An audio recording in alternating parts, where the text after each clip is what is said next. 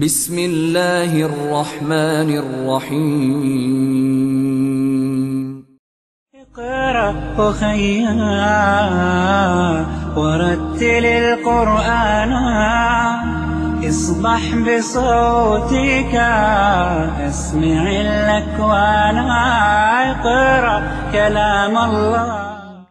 رب اشرح لي صدري ويسر لي أمري واحلل عقدة من لساني يفقه قولي.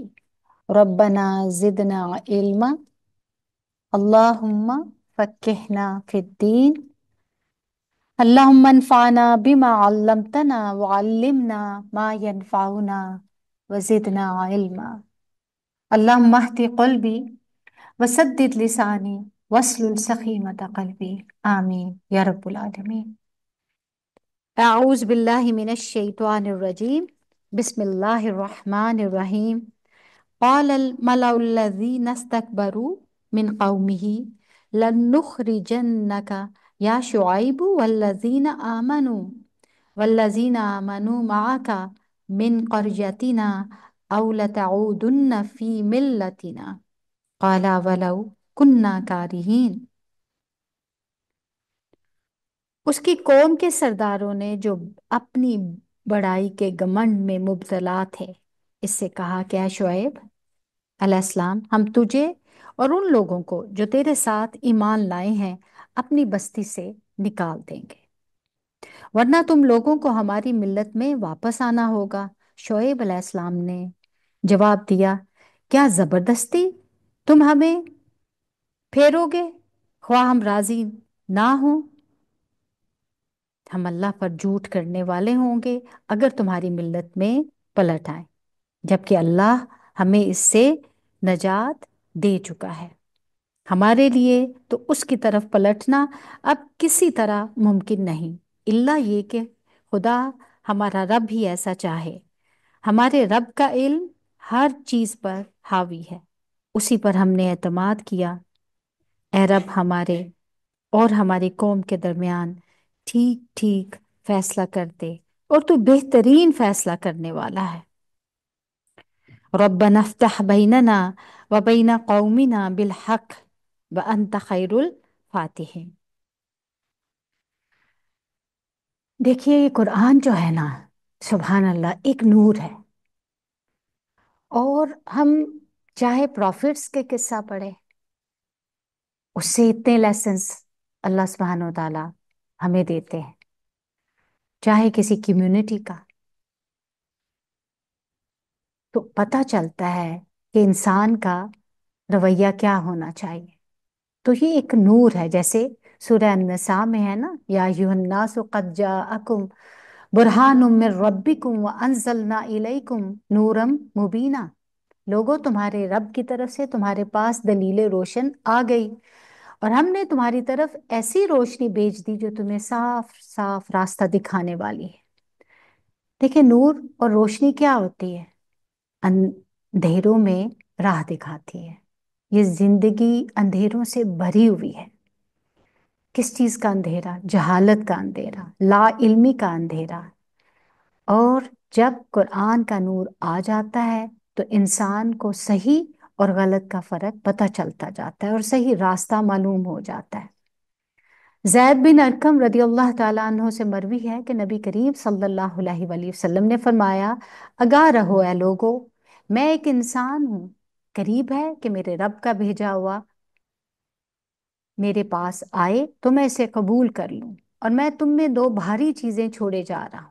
ان میں سے ایک اللہ کی کتاب ہے جس میں ہدایت اور نور ہے تو تم اللہ کی کتاب کو پکڑے رکھو. اب یہ نہیں کہ صرف ابھی ہم رمضان میں ہی اس کو پکڑے رکھیں بلکہ تہیہ کیجئے کہ پورا سال اس کو مضبوطی سے پکڑے رکھیں جڑے رہیں اپنی زندگی کا اس کو حصہ بنا لیں. اور آپ صلی اللہ علیہ وآلہ وسلم نے اللہ کی کتاب پر بہت زور دیا اور اس کی خوب رغبت دلائی. پھر آپ صلی اللہ علیہ وآلہ وسلم نے فرمایا دوسری چیز میرے اہل بیت ہیں میں تم لوگوں کو اپنے اہل بیت کے بارے میں اللہ کی یاد دلاتا ہوں.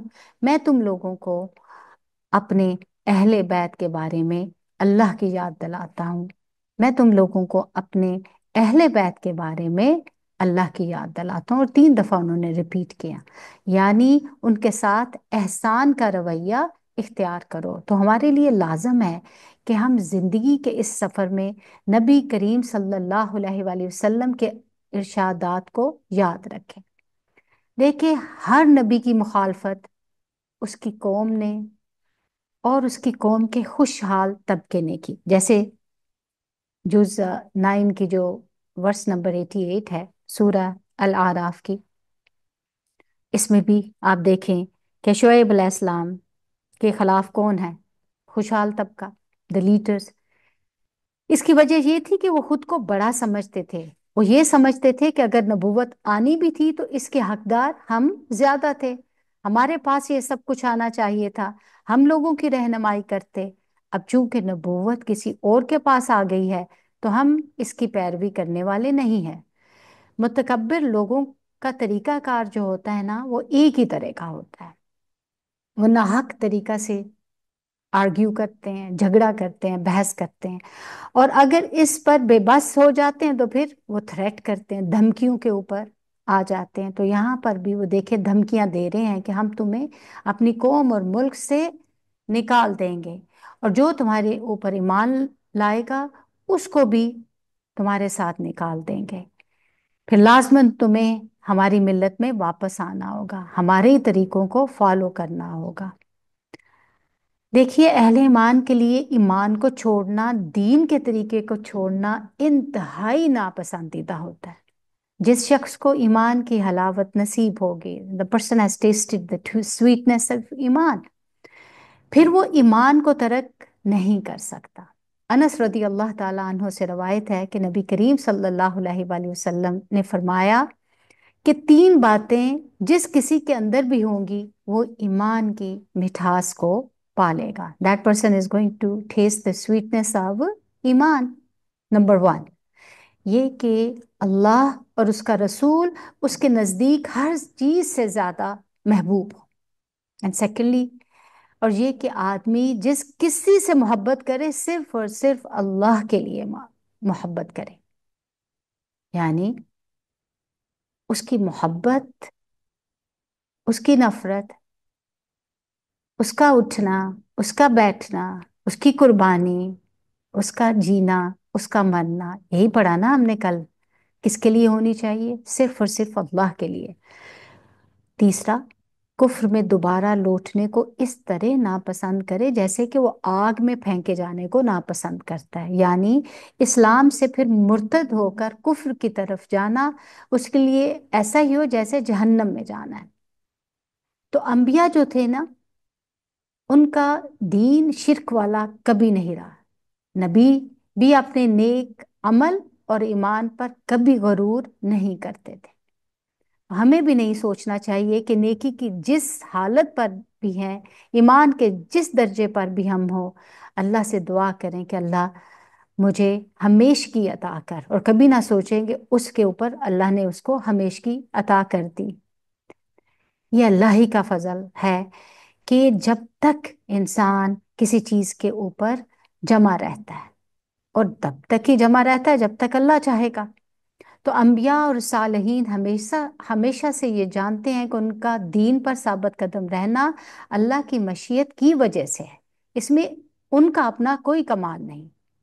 یاد رکھیں، دل اللہ کے ہاتھ میں ہے۔ نبی کریم صلی اللہ علیہ وآلہ وسلم اس لیے یہ بکثرت دعا مانگا کرتے تھے، اور آپ نا اس کو ہر سجدے میں مانگا کریں۔ کون سی؟ یا مقلب القلوب ثبت قلبی علی دینک، اے دلوں کے پھیرنے والے، میرے دل کو اپنے دین پر ثابت قدمی عطا فرما۔ ہم سب کو اللہ سبحانہ و تعالیٰ توفیق دے کہ اپنے راستے میں وہ ہمیں ثابت قدمی عطا فرمائے۔ ایک دفعہ نبی کریم صلی اللہ علیہ وآلہ وسلم نے عرض کیا، یا رسول اللہ صلی اللہ علیہ وآلہ وسلم، ہم آپ پر اور آپ کی تعلیمات پر ایمان لائے ہیں، کیا آپ کو ہمارے متعلق کسی چیز سے خطرہ ہے کہ ہم اس سے پھر جائیں گے؟ آپ صلی اللہ علیہ وآلہ وسلم نے فرمایا، ہاں، کیونکہ دل اللہ عز و جل کی انگلیوں میں سے 2 انگلیوں کے درمیان ہے، وہ جسے چاہتا ہے اسے بدل دیتا ہے۔ اللہ اکبر۔ اس لیے دیکھیے، انسان ہدایت پر ہوتے ہوئے بھی ڈرتا رہے کہ کہیں ایسا نہ ہو کہ کوئی ایسی چیز مجھے اس دین سے پھیرنے کا سبب بن جائے۔ خصوصاً جب انسان کو ایمان کی، دین کی، قرآن کے علم کی حلاوت محسوس ہونے لگتی ہے تو وہ سب سے زیادہ قیمتی چیز اس کو سمجھتا ہے، اس پر قائم رہنے کی دعا کرتا ہے، اس میں وہ اپنا کمال نہیں سمجھتا۔ یاد رکھیں، ایک لمحہ میں، ان فریکشن آف مومنٹ، دل بدل سکتا ہے، ایمان سے کفر کی طرف انسان الٹ سکتا ہے۔ جبیر بن نفیر رضی اللہ تعالیٰ عنہ سے مروی ہے کہ میں حمص میں ابو دردہ کے پاس ان کے گھر گیا تو اپنی مسجد میں کھڑے ہو کر نماز پڑھ رہے تھے۔ جب وہ تشہد میں بیٹھے تو نفاق سے اللہ عز و جل کی پناہ مانگنے لگے۔ اللہ اکبر۔ دیکھیں یہ کون نفاق سے پناہ مانگ رہے۔ جب انہوں نے سلام پھیرا تو میں نے ان سے کہا، ہے ابو دردہ، آپ کو اللہ سبحانہ و تعالیٰ معاف فرمائے، آپ کا نفاق سے کیا تعلق؟ آپ کو کیوں منافقت سے ڈر لگ رہا ہے؟ آپ کا اور نفاق کا تو کوئی جوڑ نہیں ہے۔ انہوں نے 3 دفعے کہا، اللہم اغفر، اللہم اغفر، اللہم اغفر، اللہ تو معاف کر دینا۔ اللہ کی قسم، ایک آدمی ایک گھڑی میں ہی ایک فتنے میں ڈال دیا جاتا ہے اور وہ اپنے دین سے پھر جاتا ہے۔ یعنی بعض اوقات شیطان کوئی ایسا وسوسہ دل میں ڈالتا ہے کہ انسان کہیں سے کہیں پہنچ سکتا ہے۔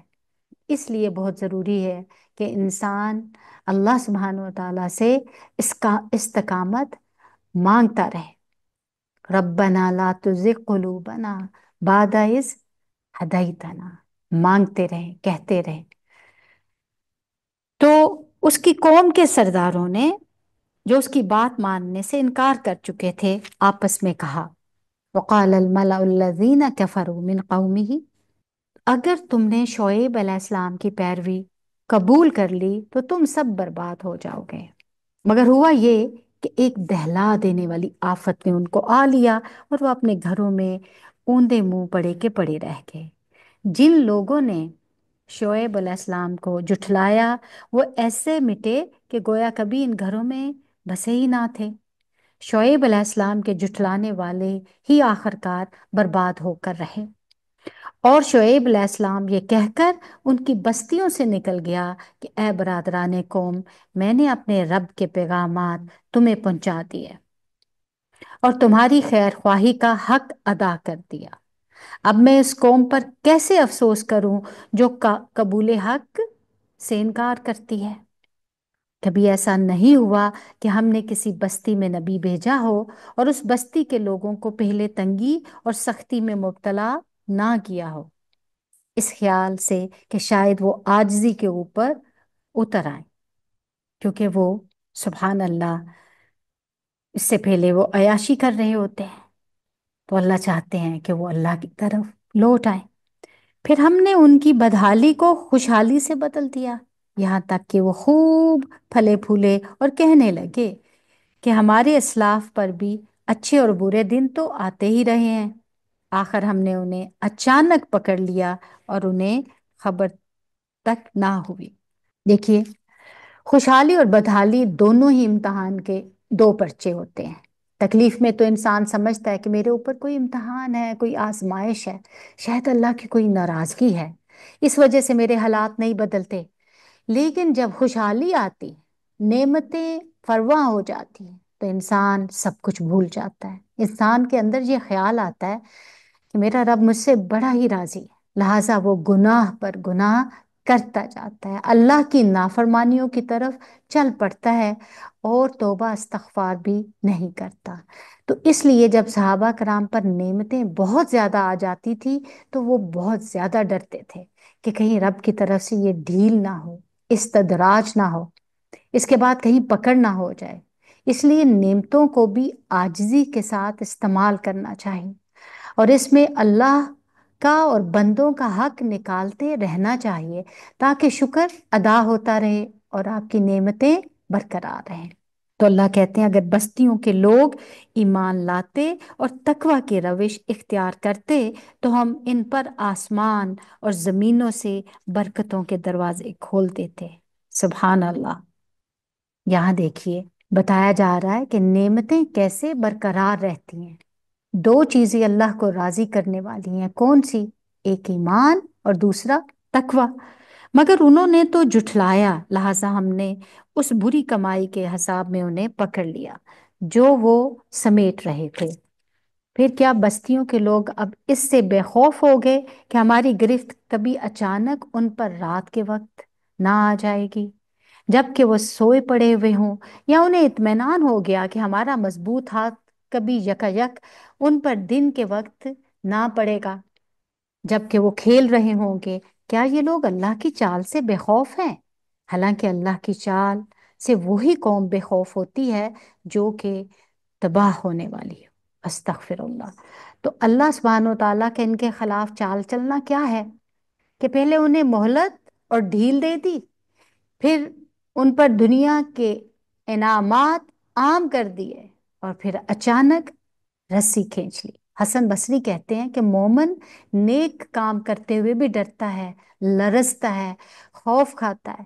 ہم سب کو اپنے بارے میں سوچنا چاہیے کہ کیا نیکی کرتے ہوئے، خیرات کرتے ہوئے، کسی کی مدد کرتے ہوئے ہمارے دل کا حال کیا ہوتا ہے، اور فاجر گناہ کے کام کرتے ہوئے بھی امن اور سکون میں ہوتا ہے، بڑی بڑی نافرمانیاں کر کے بھی وہ بڑا خوش رہتا ہے۔ نبی کریم صلی اللہ علیہ وآلہ وسلم فرماتے ہیں بے شک مومن اپنے گناہوں کو ایسے دیکھتا ہے جیسے وہ کسی پہاڑ کے نیچے بیٹھا ہو، اللہ اکبر، اور اسے یہ خطرہ ہو کہ پہاڑ اس کے اوپر نہ گر جائے، جبکہ فاسق اپنے گناہوں کو اس طرح دیکھتا ہے جیسے کوئی مکھی اس کے ناک پر بیٹھی اور اس نے ہاتھ کے اشارے سے اس کو اڑا دیا، یعنی اس کو اپنے گناہ سے کوئی ڈر نہیں لگتا اور وہ اس کو برا نہیں سمجھتا، اسی لیے تو توبہ نہیں کرتا نا۔ تو اللہ کہتے ہیں اور کیا ان لوگوں کو جو سابق اہل زمین کے بعد زمین کے وارث ہوتے ہیں، اس امر واقعے نے کچھ سبق نہیں دیا کہ اگر ہم چاہیں تو ان کے قصوروں پر انہیں پکڑ سکتے ہیں، مگر وہ سبق آموز حقائق سے تغافل برتتے ہیں اور ہم ان کے دلوں کے اوپر مہر لگا دیتے ہیں، پھر وہ کچھ نہیں سنتے۔ یہ قومیں جن کے قصے ہم تمہیں سنا رہے ہیں تمہارے سامنے مثال میں موجود ہیں، ان کے رسول ان کے پاس کھلی کھلی نشانیاں لے کر آئے، مگر جس چیز کو ایک دفعہ جھٹلا چکے تھے پھر وہ اسے ماننے والے نہ تھے۔ دیکھو اس طرح ہم منکرین حق کے دلوں پر مہر لگا دیتے ہیں۔ ہم نے ان میں سے اکثر میں کوئی پاسے عہد نہ پایا بلکہ اکثر کو فاسق ہی پایا۔ پھر ان قوموں کے بعد جن کا ذکر اوپر کیا گیا ہے، ہم نے موسیٰ علیہ السلام کو اپنی نشانیوں کے ساتھ فرعون اور اس کی قوم کے سرداروں کے پاس بھیجا، مگر انہوں نے بھی ہماری نشانیوں کے ساتھ ظلم کیا۔ بس دیکھو کہ ان مفسدوں کا کیا انجام ہوا۔ موسیٰ علیہ السلام نے کہا اے فرعون، میں کائنات کے مالک کی طرف سے بھیجا ہوا آیا ہوں، اور میرا منصب یہی ہے کہ اللہ کا نام لے کر کوئی بات حق کے سوا نہ کہوں۔ میں تم لوگوں کے پاس تمہارے رب کی طرف سے صریح دلیل ماموریت لے کر آیا ہوں، لہٰذا تو بنی اسرائیل کو میرے ساتھ بھیج دے۔ فرعون نے کہا اگر تو کوئی نشانی لایا ہے اور اپنے دعوے میں سچا ہے تو پیش کر۔ موسیٰ علیہ السلام نے اپنا عصا پھینکا اور یکایک وہ ایک جیتا جاگتا اژدہا بن گیا۔ اس نے اپنی جیب سے ہاتھ نکالا اور سب دیکھنے والوں کے سامنے وہ ہاتھ چمک رہا تھا۔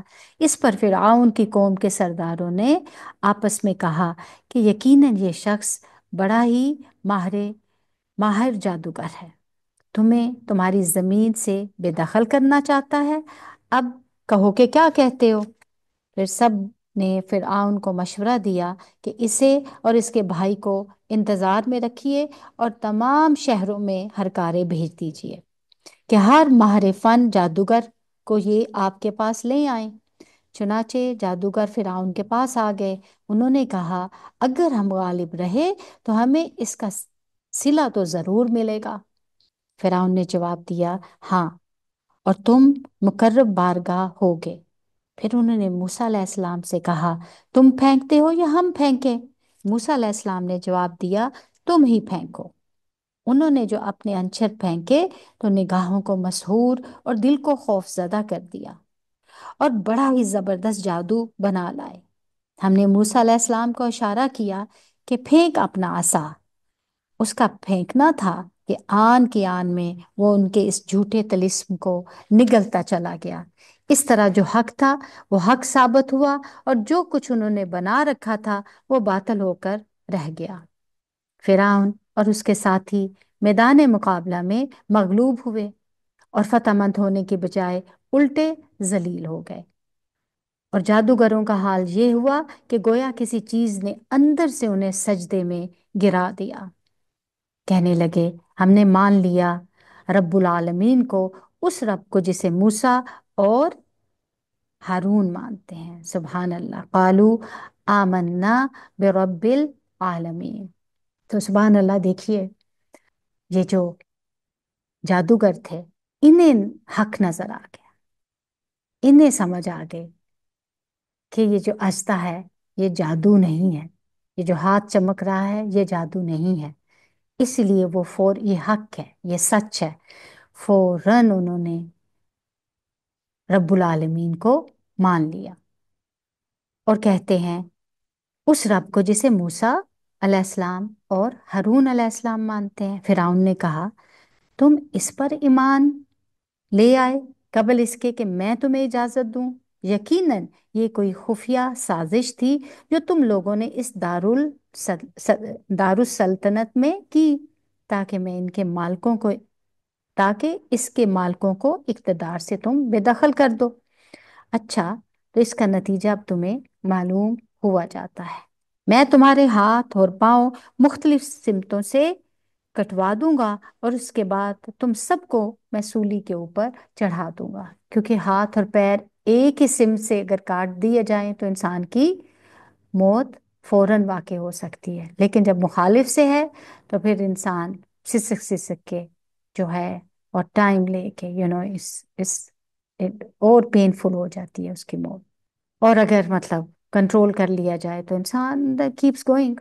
जादूगर देखें सब्र से मुकाबला करना चाह रहे थे, क्योंकि फिरौन की धमकी मामूली धमकी नहीं थी। अपने आप को इस जगह पर रख के सोचिए कि कोई इस तरह की धमकी दे तो इंसान का खौफ से क्या हाल होगा। सीखने की क्या बात है कि बड़े से बड़ा घबरा देने वाला कोई मौका आ जाए, इंसान को हिम्मत नहीं हारनी चाहिए, अल्लाह सुब्हानहू तआला से रजू करना चाहिए।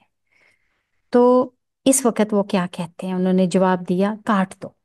बहरहाल हमें पलटना अपने रब ही की तरफ है। तू जिस बात पर हमसे इंतकाम लेना चाहता है वो इसके सिवा कुछ नहीं कि हमारे रब की निशानियां जब हमारे सामने आ गई तो हमने उन्हें मान लिया। ए रब, हम सब पर सब्र का फैजान कर। वो हमें दुनिया से उठा तो इस हालत में कि हम तेरे फर्मा बरदार हो। ये मुझे बहुत प्यारी दुआ लगती है, ये मैं अक्सर मांगती हूँ अल्लाह से। जब भी कोई चैलेंज आए, जब भी कोई आप कि आपके बस में ना हो और सब्र करना आपको मुश्किल लगे, तो मांगिए, रब्बना अफरिग अलैना सब्रन व तवफ्फना मुस्लिमीन। इफराग जो है ना, कहते हैं कि बर्तन में जो कुछ है सब कुछ उंडेल दे अल्लाह, यानी हमारा दिल सब्र से लबरेज हो जाए, भर जाए। वतवफ़ना मुस्लिमीन, फिर उन्होंने इस्लाम पर फोत होने की दुआ मांगी, क्योंकि अब जिंदगी में कोई रगबत नहीं रही थी उनके लिए और उन्होंने फिरौन की धमकी की कोई परवाह नहीं की। उनका मकसद क्या था कि वो आखिरत में नजात पाएं, जो कुछ अल्लाह के पास है उसे हासिल करने में वो कामयाब हो जाएं। और इन बातों से फिरौन और जलील हो गया और उसकी धमकियां बेकार हो गई। पीछे जो बात हुई थी ना कि लम्हों में दिल पलट जाते हैं, ये है उसकी अमली मसाल। देख लिए जादूगरों के दिल लम्हे में पलट गए। जब देखा कि असा उनका सारा जादू निगल गया तो जिद में नहीं आए, स्टबन नहीं हुए, बल्कि हार मान गए। हक को देखते ही फौरन कबूल कर लिया, दिल पलट गए। ایمان کی طرف آ گئے۔ دیکھیں جب ایمان آیا تو اس کی روشنی سے سب سے بڑی فکر انہیں اپنی آخرت کی لگی۔ آخرت کی فکر جب لگ گئی تو فرعون کی دھمکیاں بھی کچھ اثر، یہ بات ہے۔ اس کے مقابلے میں انہوں نے اللہ سے کیا مانگ لیا؟ صبر۔ اصل ایمان ہی اس شخص کا، ہمیشہ ذہن میں رکھیں، سچا ہوتا ہے جس کو اپنی آخرت کی فکر ہوتی ہے کہ میرے کام کا انجام وہاں پر کیا ہوگا، کیا بنے گا، جو کہ ہمیشہ کی زندگی ہے۔ یاد رکھیں، کوئی مشکل چھوٹی ہو یا بڑی، سب سے پہلے ہمارے دل میں اللہ سبحانہ و تعالیٰ کا خیال آنا چاہیے، ہمیں اس سے دعا کرنی چاہیے، مشکل کا مقابلہ کرنے کے لیے اللہ سے مدد مانگنی چاہیے۔ وَاسْتَعِينُوا بِالصَّبْرِ وَالصَّلَاةِ، کیا کہتے ہیں اللہ، وَإِنَّهَا لَكَبِيرَةٌ إِلَّا عَلَى الْخَاشِعِينَ، یہ بہت بھاری ہے لیکن خاشعین کے اوپر نہیں۔ تو نماز اللہ سبحانہ و تعالیٰ سے دعا مانگنے کا بہترین طریقہ ہے، رائٹ؟ تو اس لیے ہمیشہ وَاسْتَعِينُوا بِالصَّبْرِ وَالصَّلَاةِ۔ تو سبحان اللہ، کیا ہوتا ہے؟ سکینت، جیسے ہی نماز پڑھتے ہیں، نماز سے پہلے اور بعد کے دل کے حالات میں زمین آسمان کا فرق ہوتا ہے، دل ٹھہر جاتا ہے، سکینت نازل ہونے لگتی ہے، اور اس کے بعد سارے مرحلے آسان ہو جاتے ہیں۔ یہ نہیں کہ آنکھوں میں آنسو نہیں آتے، بے قراری کی کیفیت چلے جاتی، کسی کی وفات ہو، چوری ہو، کوئی لاس ہو، گھر چلا جائے، بزنس چلا جائے، کچھ بھی، اللہ سبحانہ و تعالیٰ کی طرف راغب ہو جائے، حالات تو نہیں بدلتے ایک دم سے لیکن دل بدل جاتے ہیں۔ باہر تو وقت کے ساتھ ہی تبدیلی آئے گی نا، اٹ ول ٹیک ٹائم، لیکن اندر کی تبدیلی انسان کو مضبوط اور پرسکون بنا دیتی ہے۔ اور جب آپ پرسکون ہوتے ہیں تو سارے فیصلے ہوش و حواس سے کرتے ہیں، ورنہ عموماً انسان ایسے مواقع پر جذباتی ہو کر کیا کرتا ہے؟ چیزوں کو تباہ کرتا ہے۔ جیسے ماں باپ کی ڈیتھ کے اوپر کچھ لوگ اتنے ایموشنل ہو جاتے ہیں، پھر آپس میں لڑنے جھگڑنے لگتے ہیں، چھوٹی باتوں پر چیخنا چلانا شروع کر دیتے ہیں، جو کہ اللہ سبحانہ و تعالیٰ کو ناراض کرنے والی بات ہے۔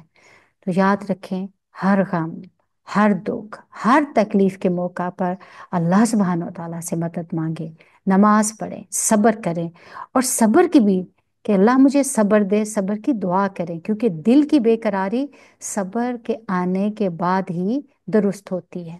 تو اللہ کہتے ہیں، فرعون نے اس قوم کے سرداروں سے کہا، کیا تم موسیٰ اور اس کی قوم کو یوں ہی چھوڑ دے گا کہ ملک میں فساد پھیلائیں اور وہ تیری اور تیرے معبودوں کی بندگی کو چھوڑ بیٹھیں؟ فرعون نے جواب دیا، میں ان کے بیٹوں کو قتل کراؤں گا اور ان کی عورتوں کو جیتا رہنے دوں گا، ہمارے اقتدار کی گرفت ان پر مضبوط ہے۔ موسیٰ علیہ السلام نے اپنی قوم سے کہا، اللہ سے مدد مانگو، استعینوا باللہ، آگی نا بات، وَاصْبِرُوا، اور کیا کرو؟ صبر کرو، انڈر لائن کر لیں، ان الارض للہ، کتنی پیاری بات ہے، زمین کس کی ہے؟ اللہ کی، رائٹ؟ صرف اللہ ہی ظالموں کا مقابلہ کر سکتا ہے، کوئی نہیں کر سکتا، اللہ ہی سے مدد مانگے۔ تو ان الارض للہ یورثها من یشاء من عبادی والعاقبۃ للمتقین، اپنے بندوں میں سے وہ جس کو چاہتا ہے اس کا وارث بنا دیتا ہے، کس کا؟ زمین کا، اور آخری کامیابی انہی کے لیے ہے جو اس سے ڈرتے ہوئے کام کرے، جو متقی ہوں، جو ڈرنے والے ہوں۔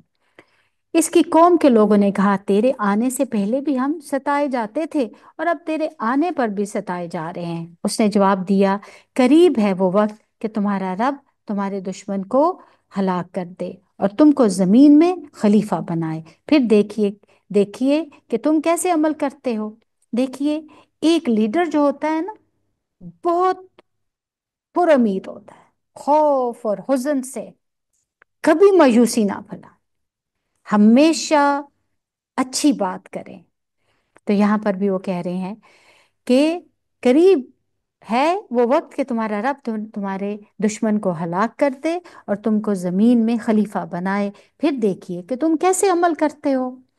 ہم نے فرعون کے لوگوں کو کئی سال تک قحط اور پیداوار کی کمی میں مبتلا رکھا کہ شاید ان کو ہوش آئے، مگر ان کا حال یہ تھا کہ جب اچھا زمانہ آتا تو کہتے وی ڈیزرو اٹ، ہم اسی کے مستحق ہیں، اور جب برا زمانہ آتا تو موسیٰ علیہ السلام اور اس کے ساتھیوں کو اپنے لیے فعال بد ٹھہراتے کہ تمہاری وجہ سے۔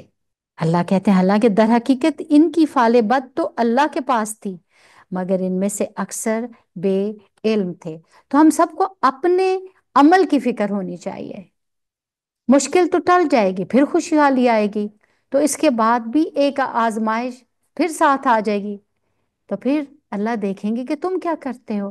اللہ سبحانہ و تعالی ہم سے ہر حال میں یہ چاہتے ہیں کہ ہم کسی کنڈیشن میں ہو، غم میں ہو، دکھ میں ہو، اس کا شکر ادا کریں، اس سے راضی رہیں۔ جب کوئی ہمارے ساتھ اچھا سلوک کرتا ہے ہم کیا کرتے ہیں؟ خوش ہوتے ہیں، اور برا سلوک کرتا ہے تو ہم کیا کرتے ہیں؟ We have to be careful۔ ہم نے ہر حال میں وہ کام کرنا ہے جو اللہ کا حکم ہے، اچھا کام کرنا ہے۔ انہوں نے موسیٰ سے کہا تو ہمیں مسحور کرنے کے لیے خواہ کوئی نشانی لے آئے، ہم تو تیری بات ماننے والے نہیں ہیں۔ آخر کار ہم نے ان پر طوفان بھیجا، ٹڈی دل چھوڑے، سسریاں پھیلائیں، مینڈک نکالے، خون برسایا، یہ سب نشانیاں الگ الگ کر کے دکھائیں، مگر وہ سرکشی کیے چلے گئے، اور بڑے ہی مجرم لوگ تھے وہ۔ سبحان اللہ۔ آپ دیکھیے کس کس طرح سے آزمائے گئے۔ طوفان آئے، عذاب ہوتے ہیں نا، گھر تباہ ہو جائیں، فصلیں تباہ ہو جائیں، رائٹ۔ ٹڈی دل کیا کرتے ہیں؟ فصلوں کو تباہ کرتے ہیں۔ جوئیں انسان کی نیند خراب کر دیتی ہیں، نفرت انگیز ہوتی ہیں، وی ڈیٹیسٹ them۔ انسان کی نیند سکون خراب کر دیتی ہے، گندگی کا سمبل ہوتی ہیں۔ مینڈک کھانوں میں، ان کے گھروں میں، ان کے بستروں میں ہر جگہ اچھلتے پھرتے تھے۔ کتنا بڑا عذاب ہے، خون کا عذاب۔ ان کے پانی میں خون مل گیا تھا، اور ان کو نکسیر کی بیماری لاحق ہوگی، ان کے ہر وقت ناک میں سے خون بہتا رہتا تھا۔ دیکھیں مختلف عذاب وقتاً فوقتاً ان کے اوپر آئے، پھر بھی وہ کیسے سخت لوگ تھے کہ کسی مصیبت سے جھکے نہیں، کیونکہ وہ تھے ہی مجرم لوگ۔ جب کبھی ان پر بلا نازل ہوتی تو کہتے ہیں موسیٰ تجھے اپنے رب کی طرف سے جو منصب ملا ہے اس کی بنا پر ہمارے حق میں دعا کر، اگر اب کہ تو ہم پر سے یہ بلا ٹلوا دے تو ہم تیری بات مان لیں گے اور بنی اسرائیل کو تیرے ساتھ بھیج دیں گے، مگر جب ہم ان پر سے اپنا عذاب ایک وقت مقرر تک کے لیے جس کو وہ بہرحال پہنچنے والے تھے ہٹا لیتے تو یک لخت اپنے عہد سے پھر جاتے۔ تب ہم نے ان سے انتقام لیا اور انہیں سمندر میں غرق کر دیا، کیونکہ انہوں نے ہماری نشانیوں کو جھٹلایا تھا، اور ان سے وہ بے پرواہ ہو گئے تھے، اور ان کی جگہ ہم نے ان لوگوں کو جو کمزور بنا کر رکھے گئے تھے اس سرزمین کے مشرق اور مغرب کا وارث بنا دیا، جسے ہم نے برکتوں سے مالا مال کیا تھا۔ اس طرح بنی اسرائیل کے حق میں تیرے رب کا وعدہ خیر پورا ہوا، کیونکہ انہوں نے صبر سے کام لیا تھا، اور ہم نے فرعون اور اس کی قوم کا وہ سب کچھ برباد کر دیا جو وہ بناتے اور چڑھاتے تھے۔ تو سبحان اللہ، فرعونیوں کو ڈبونے کی وجہ کیا تھی؟ آیات کی تکذیب، غفلت، کسی چیز کو یاد کرنے سے ذہن کا بہک جانا۔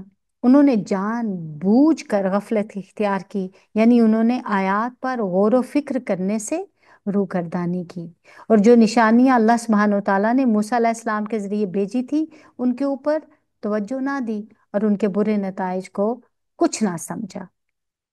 تو اللہ کہتے ہیں بنی اسرائیل کو ہم نے سمندر سے گزار دیا، پھر وہ چلے اور راستے میں ایک ایسی قوم پر ان کا گزر ہوا جو اپنے چند بتوں کی گرویدہ بنی ہوئی تھی۔ کہنے لگے اے موسیٰ علیہ السلام ہمارے لیے کوئی ایسا معبود بنا دے جیسے ان لوگوں کے معبود ہیں۔ موسیٰ علیہ السلام نے کہا تم لوگ بڑی ہی نادانی کی باتیں کرتے ہو، اور تم لوگ قال انکم قوم تجہلون، یہ لوگ جس طرح کی پیروی کر رہے ہیں وہ تو برباد ہونے والا ہے، اور جو عمل وہ کر رہے ہیں وہ سراسر باطل ہے۔ پھر موسیٰ علیہ السلام نے کہا میں اللہ کے سوا کوئی اور معبود تمہارے لیے تلاش کروں؟ یہ کتنے جاہل تھے یہ لوگ، کتنے ناسمجھ تھے۔ اللہ نے تمہیں فرعون جیسے ظالم سے نجات دی، رائٹ، اور وہاں سے تم نکل کر آئے ہو آزاد ہو کر، اور اللہ ہی کے ساتھ ناانصافی کر رہے ہو، شرک کرنے لگے۔ بنی اسرائیل نے بت بنا کر دینے کو کیوں کہا تھا؟ دیکھیں، بنی اسرائیل اگرچہ اپنے وقت کے مسلمان قوم تھی، لیکن طویل عرصے تک فرعونیوں کی غلامی کی وجہ سے ان کی معاشرت سے متاثر ہو چکی تھی، ان کے طریقہ عبادت وغیرہ سے بھی متاثر ہو سکتی تھی، کیونکہ جن لوگوں کے درمیان رہتے ہیں، جو آپ کی صحبت ہوتی ہے، آپ کی عادات ویسی ہونی شروع ہو جاتی ہیں۔ تو ان کے ہاں کیا تھا؟ گائے کی پوجا ہوا کرتی تھی۔ انہوں نے بھی کہا کہ ہمیں بھی ایسا ہی کوئی بت بنا دو۔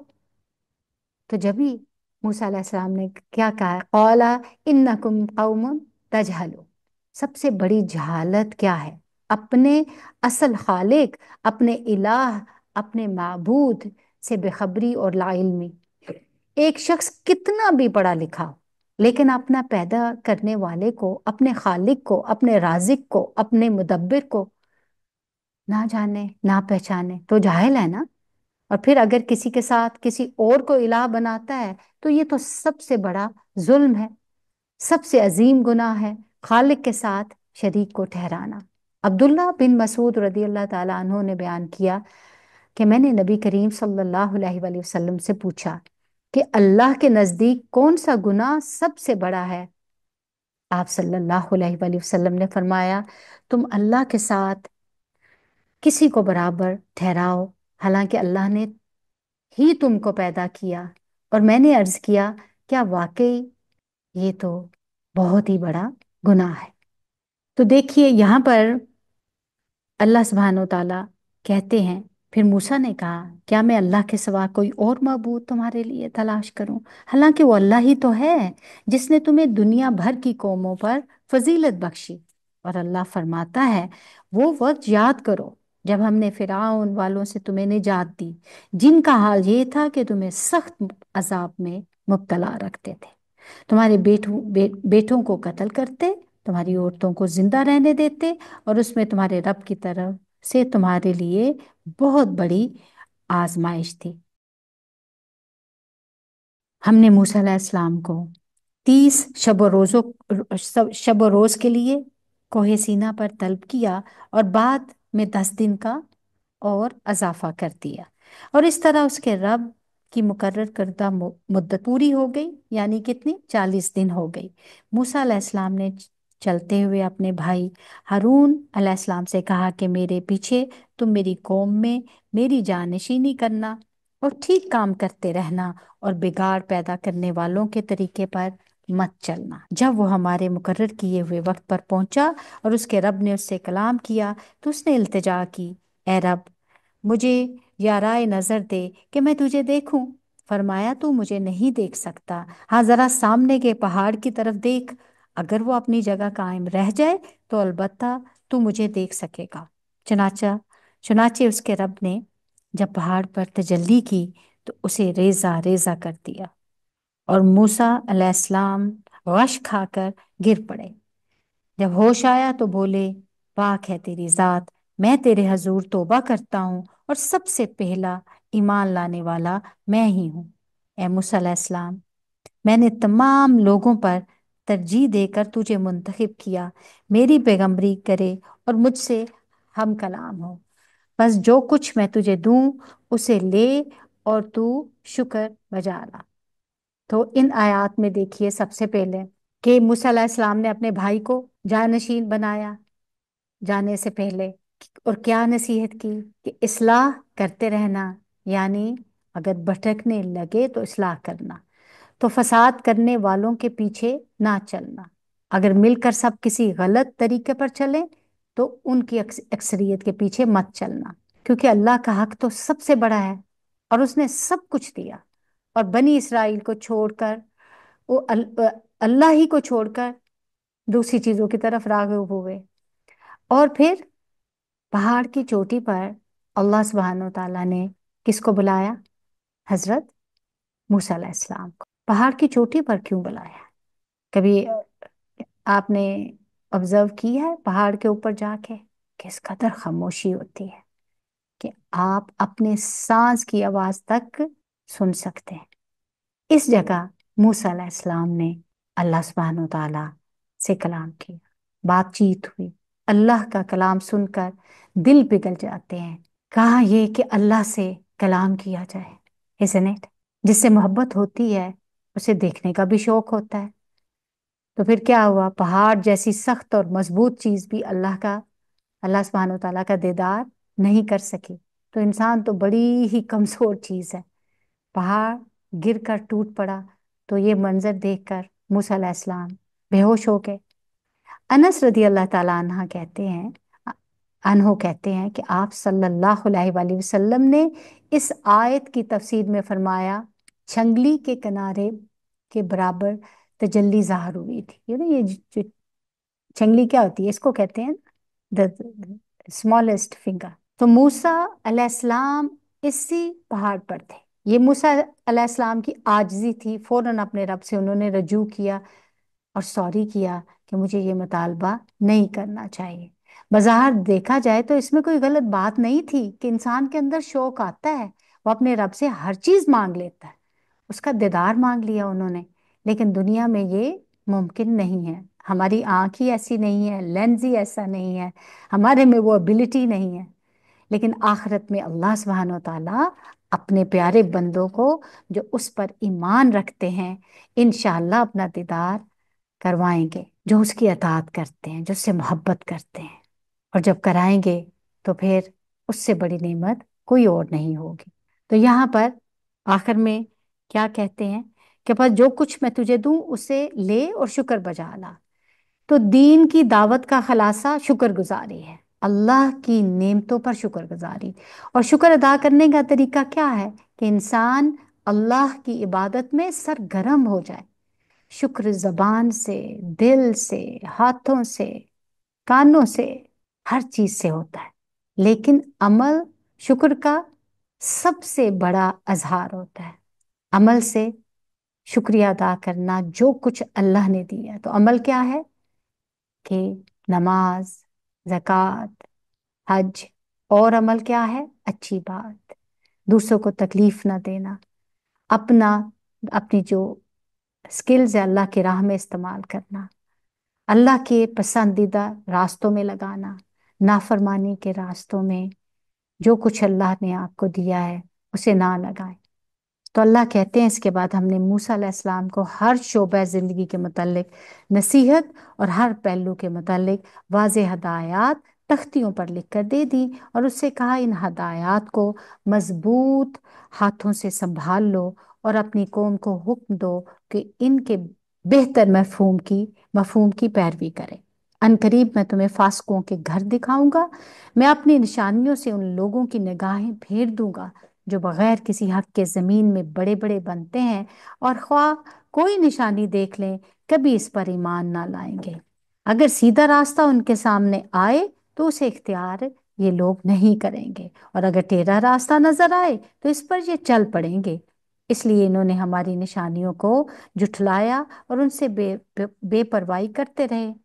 हमारी निशानियों को जिस किसी ने भी जुठलाया और आखिरत की पेशी का इनकार किया उसके सारे आमाल जाया हो गए।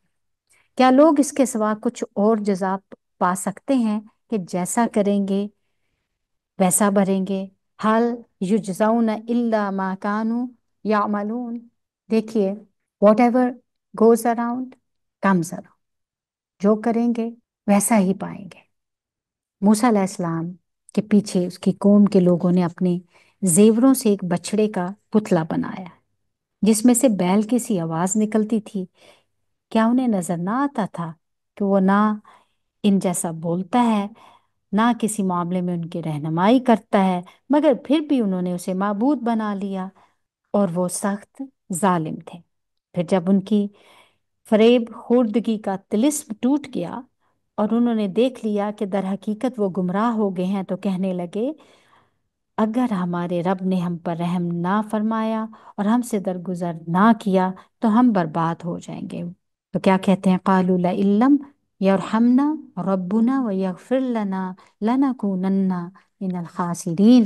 ادھر سے موسیٰ علیہ السلام غصے اور رنج میں بھرا ہوا اپنی قوم کی طرف پلٹا۔ آتے ہی اس نے کہا بہت بری جانشینی کی تم لوگوں نے میرے بعد، کیا تم سے اتنا صبر نہ ہوا کہ اپنے رب کے حکم کا انتظار کر لیتے؟ اور تختیاں پھینک دی اور اپنے بھائی ہارون علیہ السلام کے سر کے بال پکڑ کر اسے کھینچا۔ اللہ اکبر۔ ہارون علیہ السلام نے کہا ہے میری ماں کے بیٹے، دیکھیں کتنے پیارے پیارے طریقے سے اپنی، کہ میں تمہارا ہی بھائی ہوں، تیری اور میری ماں ایک ہی ہے، اے میری ماں کے بیٹے، ان لوگوں نے مجھے دبا لیا اور قریب تھا کہ مجھے مار ڈالتے، بس تو دشمنوں کو مجھ پر ہنسنے کا موقع نہ دے اور اس ظالم گروہ کے ساتھ مجھے نہ شامل کر۔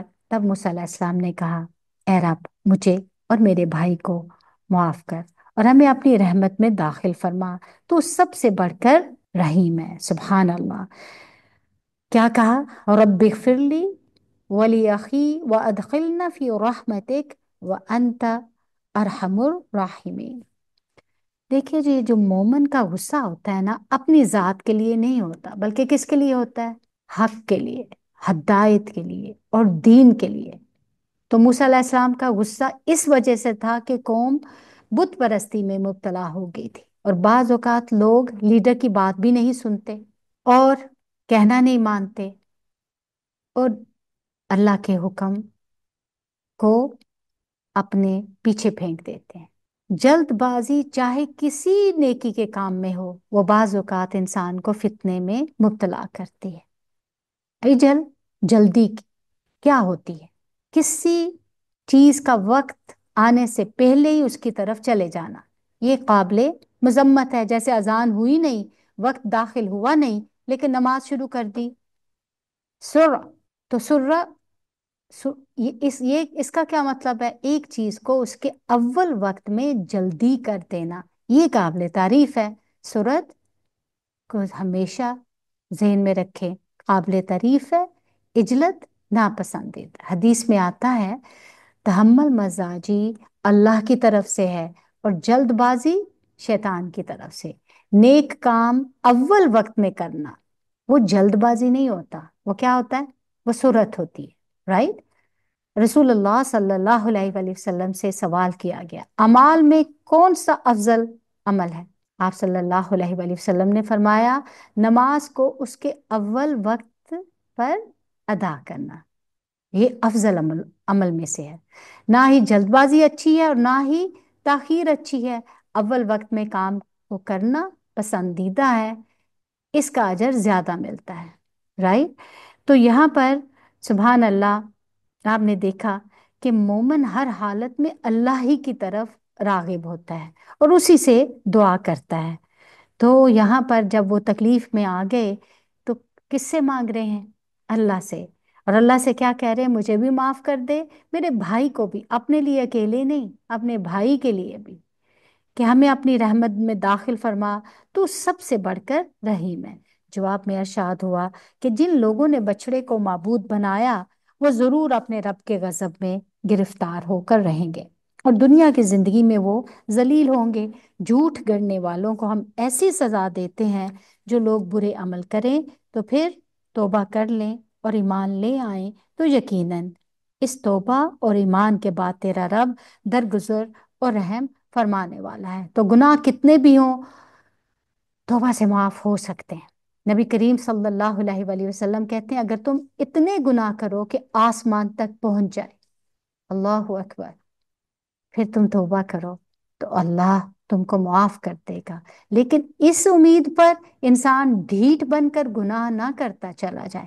بعض غلطیاں جو بہت بڑی ہوتی ہیں، بظاہر کرنے میں بہت چھوٹی لگتی ہیں، لیکن انجام ان کا بڑا ہی بھیانک ہوتا ہے کہ زمین اور آسمان کی فضا کو وہ بھر دے۔ تو کتنی بھی بڑی غلطی ہو جائے فوراً نا امید نہ ہو، फौरन रजू करें, तौबा करें। तो अल्लाह कहते हैं फिर जब मूसा अलैहिस्सलाम का गुस्सा ठंडा हुआ तो उसने वो तख्तियां उठा ली जिनकी तहरीर में हदायत और रहमत थी उन लोगों के लिए जो अपने रब से डरते हैं, और उसने अपनी कौम के 70 आदमियों को मुंतखब किया ताकि वो उसके साथ हमारे मुकर्रर किए हुए वक्त पर हाजिर हों। जब उन लोगों को एक सख्त जलजले ने आ पकड़ा तो मूसा अलैहिस्सलाम ने अर्ज किया, है मेरे सरकार, आप चाहते तो पहले ही इनको और मुझे हलाक कर सकते थे। क्या आप इस कसूर में जो हम में से चंद नादानों ने किया हम सबको हलाक कर देंगे? ये तो आपकी डाली हुई एक आजमाइश थी जिसके जरिए से आप जिसे चाहते हैं गुमराही में मुब्तला कर देते हैं और जिसे चाहते हैं हदायत बख्शते हैं। हमारे सरपरस्त तो आप ही हैं, बस हमें माफ कर दीजिए और हम पर रहम फरमाइए। आप सबसे बढ़कर मुआफ करने वाले हैं और हमारे लिए इस दुनिया की भलाई लिख दीजिए और आखिरत की भी। हमने आप ही की तरफ रजू कर लिया। तो सुभान अल्लाह, यहाँ से इनका नाम यहूदी पड़ गया। वक्तुब लना फी हाजिहि दुनिया हसना व फिल आखिरती इन्ना हुदना इलैक। जवाब में इरशाद हुआ, सजा तो मैं जिसे चाहता हूँ देता हूँ, मगर हर चीज मेरी रहमत हर चीज पर छाई हुई है और उसे मैं उन लोगों के हक में लिखूंगा जो नाफरमानी से परहेज करेंगे, ज़कात देंगे और मेरी आयत पर ईमान लाएंगे। बस आज ये रहमत उन लोगों का हिस्सा है जो इस पैगंबर नबी उम्मी सल्लल्लाहु अलैहि वसल्लम की पैरवी इख्तियार करें, जिसका जिक्र उन्होंने अपने यहाँ तौरात और इंजील में लिखा हुआ मिल पाया। वो उन्हें नेकी का हुक्म देता है, बदी से रोकता है और उनके लिए पाक चीजें हलाल और नापाक चीजें हराम करता है, और इन पर से वो बोझ उतारता है जो उन पर लदे हुए थे, और वो बंदिशें खोलता है जिनमें वो जकड़े हुए थे। लिहाजा जो लोग इस पर ईमान लाएं और उसकी हमायत और नुसरत करें और उस रोशनी की पैरवी इख्तियार करें जो इसके साथ नाजिल की गई है, वो ही फलाह पाने वाले हैं। ए नबी सल्लल्लाहु अलैहि वसल्लम, कहो क्या इंसानों, मैं तुम सब की तरफ उस खुदा का पैगंबर हूँ जो ज़मीन और आसमानों की बादशाही का मालिक है। उसके सिवा कोई खुदा नहीं। वो जिंदगी बख्शता है, वही मौत देता है। बस ईमान लाओ अल्लाह पर, उसके भेजे हुए नबी उम्मी पर जो अल्लाह और उसके इरशादात को मानता है, और पैरवी इख्तियार करो उसकी। किसकी? अल्लाह की। और उम्मीद है कि तुम राह रास्त पा लोगे। तो देखिए यहाँ पर नबी सल्लल्लाहु अलैहि वसल्लम को उम्मी कहा गया। आपको उम्मी क्यों कहा गया? क्योंकि आप सल्लल्लाहु अलैहि वसल्लम पढ़ नहीं सकते थे, ना लिख सकते थे। इसके बावजूद आप सल्लल्लाहु अलैहि वसल्लम पर अल्लाह सुब्हानहू तआला ने जो इल्म नाजिल किया उसकी मसाल नहीं। सुभान अल्लाह। और वो पढ़े लिखों के पास भी नहीं वो इल्म। अल्लाह सुब्हानहू तआला ने नबी करीम सल्लल्लाहु अलैहि वसल्लम की वजह से उम्मत को आसानी बख्शी, जिसका इन आयात में जिक्र किया, और आप वाकई आसानियां देते थे। तो अल्लाह कहते हैं मूसा अलैहिस्सलाम की कौम में एक गिरोह ऐसा भी था जो हक के मुताबिक हदायत करता और हक के मुताबिक इंसाफ करता, और हमने इस कौम को 12 घरानों में तकसीम कर दिया, मुस्तकिल गिरोहों की शक्ल दे दी थी। और जब मूसा अलैहिस्सलाम से इसकी कौम ने पानी मांगा तो हमने इसको इशारा किया कि फलां चट्टान पर अपनी लाठी मारो। चुनाचे उस चट्टान से यकायक यकायक 12 चश्मे फूट निकले और हर गिरोह ने अपने पानी लेने की जगह मुतय्यन कर ली। हमने उन पर बादल का साया किया और उन पर मनो सलवा उतारा। खाओ वो पाक चीजें जो हमने तुमको बख्शी हैं। मगर इसके बाद उन्होंने जो कुछ किया तो हम पर जुल्म नहीं किया, बल्कि अपने ऊपर खुद जुल्म किया। देखें, अल्लाह सुब्हानहू तआला जब अपने बंदे या बंदी पर कोई इनाम फरमाते हैं और वो शुक्र नहीं करता, फिर वो इस नेमत को छीन लेते हैं। इंसान को कोशिश करे या ना करे, पसंद करे या ना करे, अगर अल्लाह दे सकते हैं तो अल्लाह ले भी सकते हैं। हमें हर नेमत पर अल्लाह का शुक्र अदा करना चाहिए। वो हमारे जिस्म के अंदर नेमतें जो उसने दी। हमारे माल, औलाद, सेहत, राहत, आराम, जितनी भी आपको सहूलियात है, आंख, नाक, कान, सोचिए तो सही। इस पर अल्लाह का शुक्र अदा करते चले जाए। अफसोस ये है कि हम ज्यादातर वक्त मुश्किलात के बारे में सोचते हैं और कम वक्त नेमतों के बारे में सोचते हैं। हालांकि मुश्किलात के मुकाबला में नेमतें बहुत ज्यादा है। याद करो वो वक्त जब इनसे कहा गया था कि इस बस्ती में जाकर बस जाओ और उसकी पैदावार से अपने हस्बे मंशा रोजी हासिल करो, और हित्ततुन हित्ततुन कहते जाओ और शहर के दरवाजे में सजदा रेज होते हुए दाखिल हो जाओ। हम तुम्हारी खताएं मुआफ कर देंगे और नेक रवैया रखने वालों को मजीद फजल से नवाजेंगे। मगर जो लोग इनमें से जालिम थे, उन्होंने इस बात को जो उनसे कही गई थी उसको बदल डाला, और नतीजा ये हुआ कि हमने उनके जुल्म की पादाश में उन पर आसमान से अजाब भेज दिया। और जरा इनसे इस बस्ती का हाल भी पूछो जो समंदर के किनारे वाक़ थी। उन्हें याद दिलाओ वो वाकया कि वहां के लोग सब्त यानी हफ्ता के दिन अहकाम इलाही की खिलाफ वर्जी करते थे, और ये कि मछलियां सब्ती के दिन उबर उबर कर सतह पर उनके सामने आ जाती थी। अल्लाह अकबर, किस लिए आती थी? टेस्ट था, आजमाइश थी। और सब के सवा बाकी दिनों में ना आती थी। ये इसलिए होता था कि हम उनकी नाफरमानियों की वजह से उनको आजमाइश में डाल रहे थे। और उन्हें यह भी याद दिलाओ कि जब उनमें से एक गिरोह ने दूसरे गिरोह से कहा, तुम ऐसे लोगों को क्यों नसीहत करते हो जिन्हें अल्लाह हलाक करने वाला या सख्त सजा देने वाला है? तो उन्होंने जवाब दिया कि हम ये सब कुछ तुम्हारे रब के हजूर अपनी माजरत पेश करने के लिए करते हैं और इस उम्मीद पर करते हैं कि शायद ये लोग इसकी नाफरमानी से परहेज करने लगे। आखिरकार जब वो इनको उन हदायत को बिल्कुल ही फरामोश कर गए जो उन्हें याद कराई गई थी, तो हमने इन लोगों को बचा लिया जो बुराई से रोकते थे, और बाकी सब लोगों को जो जालिम थे उनकी नाफरमानियों पर सख्त अजाब में पकड़ लिया। फिर जब वो पूरी सरकशी के साथ वही काम किए गए जिससे उन्हें रोका गया था, तो हमने कहा, बंदर बन जाओ, जलील और ख्वार। और याद करो कि जब तुम्हारे रब ने ऐलान कर दिया कि वो क़यामत तक बराबर ऐसे लोग बनी इसराइल पर मुसल्लत करता रहेगा जो इनको बदतरीन अजाब देंगे। यकीनन तुम्हारा रब सजा देने में तेज दस्त है और यकीनन वो दरगुजर करने वाला और रहम भी करने वाला है। बनी इसराइल में असल में तीन तरह के लोग थे। एक वो जो मछलियां पकड़ते थे, और दूसरे जो खुद नहीं पकड़ते थे और पकड़ने वालों को मना करते थे। तीसरे वो जो इनसे किनारा कश थे, खुद भी नहीं पकड़ते थे लेकिन मना भी नहीं करते थे। तो अल्लाह ने बचाया किनको? जो खुद नहीं पकड़ते थे और दूसरों को मना करते थे। नहीं अनिल मुनकर, अगर हम मना नहीं करेंगे तो फिर अजाब के अंदर गिरफ्तार हो जाएंगे। तो ये पता चला कि बुराई से रोकना अल्लाह के अजाब से आफियत का सबब बनता है, वरना इंसान इसमें खुद भी मुलव्विस हो जाता है और अल्लाह की नाराजगी मोल लेता है। और दूसरा, मैं आप सबको इनकरेज करूंगी कि हिस्ट्री ऑफ ज्यूज जरूर पढ़ें।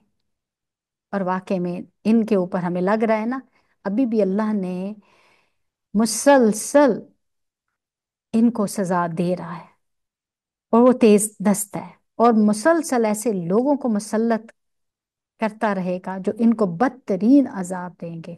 और अभी भी देखें, सब लोग इनसे नफरत करते हैं और मुसल्लत किया है गजा के लोगों को इनके ऊपर। अल्लाह अकबर, उनके अंदर ताकत दे दी, हिम्मत दे दी। They are not going to leave their land इंशाअल्लाह बिइज़्निल्लाह। हमने इनको जमीन में टुकड़े टुकड़े करके बहुत सी कौमों में तकसीम कर दिया। कुछ लोग इनमें नेक थे और कुछ इससे मुख्तलिफ, और हम उनको अच्छे और बुरे हालात से आजमाइश में मुब्तला करते रहे कि शायद ये पलट आए। आजमाइश होती इसलिए कि इंसान पलट आए। फिर अगली नस्लों के बाद ऐसे नाखल्फ इनके जानशीन हुए जो किताब इलाही के वारिस होकर इसी दुनिया दनी के فائدے سمیٹتے ہیں اور کہہ دیتے ہیں کہ توقع ہے ہمیں معاف کر دیا جائے گا، اور اگر وہی متاع دنیا سامنے آتی ہے تو پھر لپک کر اس کو لے لیتے ہیں۔ کیا ان سے کتاب کا عہد نہیں لیا جا چکا؟ اللہ کے نام پر وہی بات کہیں جو حق ہو، اور یہ خود پڑھ چکے ہیں جو کتاب میں لکھا ہے۔ آخرت کی قیام گاہ تو صرف خدا ترس لوگوں کے لیے ہی بہتر ہے۔ والدار الآخرۃ خیر للذین یتقون افلا تعقلون۔ کیا تمہیں اتنی سی بات سمجھ نہیں آتی؟ تم عقل سے کام نہیں لیتے؟ جو لوگ کتاب کی پابندی کرتے ہیں اور جنہوں نے نماز قائم کر رکھی ہے، یقیناً ایسے نیک کردار لوگوں کا اجر ہم ضائع نہیں کرتے۔ انہیں وہ وقت بھی کچھ یاد ہے کہ جب کہ ہم نے پہاڑ کو ہلا کر ان پر اس طرح چھا دیا تھا کہ گویا وہ چھتری ہے۔ سبحان اللہ، یہ واقعات پیچھے سورہ بقرہ میں بھی ہم پڑھ چکے ہیں، اور یہ گمان کر رہے تھے کہ وہ ان پر آ پڑے گا، اور اس وقت ہم نے ان سے کہا تھا کہ جو کتاب ہم تمہیں دے رہے ہیں اسے مضبوطی کے ساتھ تھام لو۔ کتاب کو تھام لینے کا مطلب کیا ہے؟ قوت کے ساتھ، مضبوطی کے ساتھ اس کو لے لینا، بار بار پڑھنا، اس سے فائدہ اٹھانا، اس کو سمجھنا، اس کو اپنے عمل میں لانا اور پھر دوسروں تک پہنچانا۔ اس کو پڑھنے کے بعد سب سے اہم چیز اپنی نمازیں درست کرنا، اور ایسے ہی لوگ اللہ کے یہاں مصلح قرار پائے ہیں، اور اللہ ان کا اجر کبھی ضائع نہیں کرتا۔ اور جو کچھ اسے مضبوطی کے ساتھ تھامو، اور جو کچھ اس میں لکھا ہے اسے یاد رکھو، توقع ہے کہ تم غلط روی سے بچ جاؤ گے۔ اور اے نبی صلی اللہ علیہ وآلہ وسلم، لوگوں کو یاد دلاؤ اور وہ وقت جب کہ تمہارے رب نے بنی آدم کی پشتوں سے ان کی نسل کو نکالا تھا، اور انہیں خود ان کے اوپر گواہ بناتے ہوئے پوچھا تھا، کیا میں تمہارا رب نہیں ہوں؟ انہوں نے کہا، ضرور آپ ہی ہمارے رب ہیں، ہم اس پر گواہی دیتے ہیں۔ یہ ہم نے اس لیے کیا کہ تم قیامت کے روز یہ نہ کہہ دو کہ ہم تو اس بات سے بے خبر تھے، یا یہ نہ کہنے لگو کہ شرک کی ابتدا تو ہمارے باپ دادا نے ہم سے پہلے کی تھی، اور ہم بعد کو ان کی نسل سے پیدا ہوئے تھے۔ پھر کیا آپ ہمیں اس قصور میں پکڑتے ہیں جو غلط کار لوگوں نے کیا تھا؟ دیکھو، اس طرح ہم نشانیاں واضح طور پر پیش کرتے ہیں، اور اس لیے کرتے ہیں کہ یہ لوگ پلٹ آئیں۔ اور اے نبی صلی اللہ علیہ وآلہ وسلم، ان کے سامنے اس شخص کا حال بیان کرو جس کو ہم نے اپنی آیات کا علم عطا کیا، مگر وہ ان کی پابندی سے نکل بھاگا۔ آخر کار شیطان اس کے پیچھے پڑ گیا، یہاں تک کہ وہ بھٹکنے والے لوگوں میں شامل ہو کر رہا۔ اگر ہم چاہتے تو اسے ان آیتوں کے ذریعہ سے بلندی عطا کرتے، مگر وہ تو زمین ہی کی طرف جھک کر رہا، یعنی اس کے دل میں دنیا ہی کی محبت تھی اور اپنی خواہش نفسی کے پیچھے پڑا رہا، لہذا اس کی حالت کتے کسی ہو گئی کہ تم اس پر حملہ کرو تب بھی زبان لٹکائے رہے۔ سبحان اللہ، یہ کس کے بارے میں ذکر ہے؟ امیہ بن امیہ کے بارے میں ذکر ہے، کیونکہ وہ سبحان اللہ دنیا کی محبت میں، اور اس نے اللہ کی کتاب کو جو ہے نہیں سمجھا، تو پھر اس پر حملہ کرو تب بھی زبان لٹکائے رہے، اور اسے چھوڑ دو تب بھی زبان لٹکائے رہے۔ کتنی شاندار اگزامپل ہے نا۔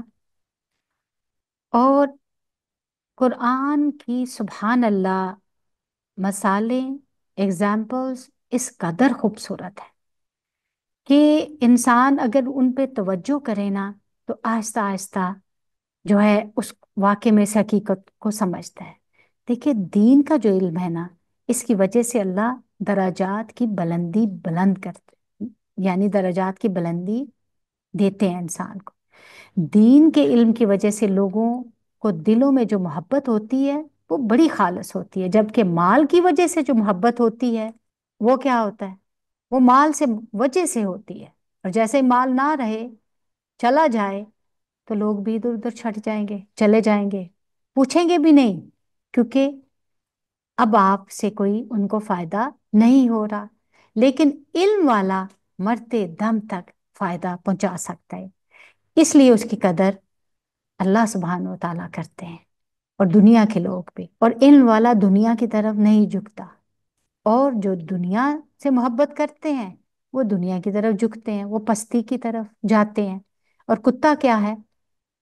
لالچ کی سمبل ہوتا ہے، ہر چیز کو سونگتا ہے، دنیا کی لالچ میں ہر اس کام کے پیچھے چل پڑتا ہے جس سے دنیا کا فائدہ ہو، جو کتے کی طرح ہو گیا نا، ہر چیز کو سونگتا ہے کہ اچھا بھی یہ فائدے والی اور یا نہیں، اور دین کے نقصان میں کوئی نقصان نہیں سمجھتا۔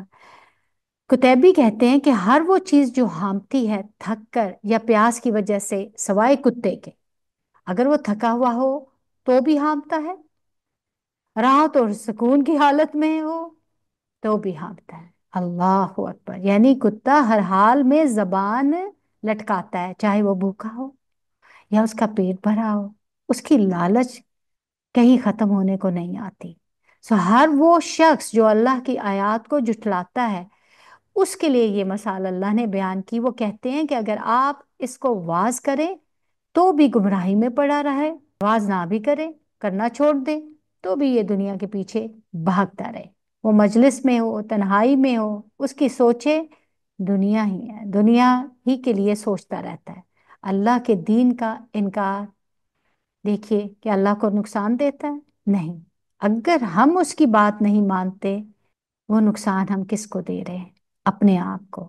تو کوئی اللہ کو مانے یا نہ مانے، وہ پھر بھی قابل تعریف ہے، وہ زمین و آسمان کا مالک ہے، اس سے کوئی فرق نہیں پڑتا، اس کے خزانوں میں کوئی کمی نہیں آتی، بلکہ انسان محروم ہو جاتا ہے۔ یہی مثال ہے ان لوگوں کی جو ہماری آیات کو جھٹلاتے ہیں۔ تم یہ حکایات ان کو سناتے رہو، شاید کہ یہ کچھ غور و فکر کریں۔ بڑی ہی بری مثال ہے ایسے لوگوں کی جنہوں نے ہماری آیات کو جھٹلایا، اور آپ اپنے اوپر ظلم کرتے ہیں۔ جسے اللہ ہدایت بخشے بس وہی راہ راست پر ہے، اور جس کو اللہ اپنی رہنمائی سے محروم کر دے وہی ناکام اور نامراد ہے۔ من يهد الله فهو المهتدی ومن يضلل فاولئک هم الخاسرون۔ اور یہ حقیقت ہے کہ بہت سے جن اور انسان ایسے ہیں جن کو ہم نے جہنم ہی کے لیے پیدا کیا ہے، ان کے پاس دل و دماغ ہیں مگر وہ ان سے سوچتے نہیں ہیں، ان کے پاس آنکھیں ہیں مگر وہ ان سے دیکھتے نہیں ہیں، ان کے پاس کان ہیں مگر وہ ان سے سنتے نہیں ہیں، وہ جانوروں کی طرح ہیں بلکہ ان سے بھی زیادہ گئے گزرے۔ اللہ اکبر! اولئک کالانعام بل ہم اضل اولئک هم الغافلون۔ یہ وہ لوگ ہیں جو غفلت میں کھوئے ہوئے ہیں۔ استغفر اللہ! اللہ سبحانہ و تعالیٰ کو نہیں سمجھتے، نہیں جانتے، ان کے دل تو ہیں مگر اس سے حق کو نہیں سمجھتے، آنکھیں تو ہیں مگر کائنات کی نشانیوں سے اپنے رب کو نہیں پہچانتے، کان ہیں مگر سچ بات اللہ کا کلام سننے کی انہیں توفیق نہیں ہے، غافل اس لیے ہیں کہ وہ اجر و ثواب کی طرف ہدایات نہیں پاتے۔ جانور اس لیے ہیں کہ ان کا مقصد کیا ہے؟ صرف کھانا پینا، eat, drink and be merry. YOLO, you only live once. ایک ہی تو زندگی ہے، چھوٹی سی زندگی ہے، بلکہ ان سے بھی زیادہ بہکے ہوئے ہیں، جانوروں سے بھی زیادہ بہکے، کیونکہ جانور تو کھاتے پیتے ہیں نا، یہ ان سے بھی زیادہ بہکے ہیں۔ They are worse than animals، کیونکہ جانور بھی اپنا فائدہ اور نقصان دیکھ لیتے ہیں اور اپنے مالک کی پیروی کرتے ہیں، لیکن یہ ان سے بدتر ہیں۔ یہاں پر دراصل ان لوگوں کو ڈانٹا جا رہا ہے جو عقل اور سمجھ، آنکھیں، کان، نگاہیں رکھتے ہوئے حق کو نہیں پا سکتے، ان کو حق کے لیے استعمال نہیں کرتے۔ ان اعضاء، جو بھی ان کے اعضاء ہیں، ان کو کس لیے استعمال کرتے ہیں؟ خواہشات کی پیروی کرنے کے لیے۔ اللہ اچھے ناموں کا مستحق ہے، اس کو اچھے ہی ناموں سے پکارو۔ وَلِلَّهِ الْأَسْمَاءُ الْحُسْنَى فَادْعُوهُ بِهَا۔ اللہ نے اپنے ناموں کو اچھا نام کہا ہے کیونکہ یہ سننے میں اچھے لگتے ہیں، یہ دلوں کو بھی اچھے لگتے ہیں، معنی بھی بہت اچھے ہیں، اس کا فائدہ بھی بہت اچھا ہے، تو پھر انہی کے ساتھ اس کو پکارو نا۔ مانگی جانے والی چیز کی مناسبت سے اللہ کو پکارو، اللہ کے نام کا ذکر کر کے وہ چیز مانگنی چاہیے جس کی آپ کو ضرورت ہو، جیسے اے رحیم تو رحم فرما، اے رحمان تو مجھ پر رحمت فرما، اے رزاق تو مجھے رزق وافر عطا فرما۔ اور اگر کوئی راستے بند ہو گئے تو کیا کہیں گے؟ اے فتاح تو میرے لیے خیر کے راستے کھولتے۔ اس نام اور کام کی نسبت سے اگر اللہ کا نام پکاریں تو انشاءاللہ دعائیں قبول ہوں گی۔ نبی کریم صلی اللہ علیہ وآلہ وسلم فرماتے ہیں کہ اللہ کے 99 نیم ہیں، یعنی ایک کم، جو شخص ان سب کو محفوظ رکھے گا وہ جنت میں جائے گا۔ احصاها کا لفظ آیا، یعنی جو ان کو اچھے طریقے سے پڑھے گا اور ادا کرنے کی قدرت رکھے گا، اس کے ساتھ اللہ کے حدود کی حفاظت کرے گا، ان کے معنی کو سمجھے گا، ان پر ایمان لے آئے گا، تو اس کے لیے جنت میں جانے کا راستہ آسان ہو جائے گا، کیونکہ یہ جنت میں جانے کا ذریعہ ہے۔ تو جو اللہ کے ناموں میں الحاد کرے، قرآن و سنت میں موجود اللہ کے ناموں کو چھوڑ کر خود ساختہ نام لے، یہ الحاد ہوتا ہے۔ جو لوگ الحاد کرتے ہیں ان کی سزا بھی بتائی گئی ہے کہ آپ انہیں چھوڑ دیں، ان کے پیچھے مت چلیں، ان قریب وہ اپنے کیے کا بدلہ پا لیں گے۔ اور ان لوگوں کو چھوڑ دو جو اس کے نام رکھنے میں راستے سے منحرف ہو جاتے ہیں، جو کچھ وہ کرتے ہیں اس کا بدلہ وہ پا کر رہیں گے۔ ہماری مخلوق میں ایک گروہ ایسا بھی ہے جو ٹھیک ٹھیک حق کے مطابق ہدایات اور حق کے مطابق انصاف کرتا رہے وہ لوگ جنہوں نے ہماری آیات کو جھٹلا دیا، تو انہیں ہم بتدریج ایسے طریقے سے تباہی کی طرف لے جائیں گے جو انہیں خبر تک نہ ہوگی۔ میں ان کو ڈھیل دے رہا ہوں، میری چال کا کوئی توڑ نہیں۔ استدراج یعنی ڈھیل، سنستدرجہم من حیث لا یعلمون، تو انہیں پتہ ہی نہیں۔ استدراج کا کیا مطلب ہے؟ کلبی کہتے ہیں اس کا مطلب یہ ہے کہ شیطان ان کے لیے ان کے اعمال بیوٹیفائی کرتا ہے، مزین کرتا ہے، اور پھر ان کو ہلاکت تک پہنچا دیتا ہے۔ دھاک کہتے ہیں کہ استدراج کا مطلب ہے کہ جب کوئی نئی نافرمانی کرتے ہیں تو ہم ان کو کوئی نئی نعمت دے دیتے ہیں، اللہ ڈھیل دیتے ہیں۔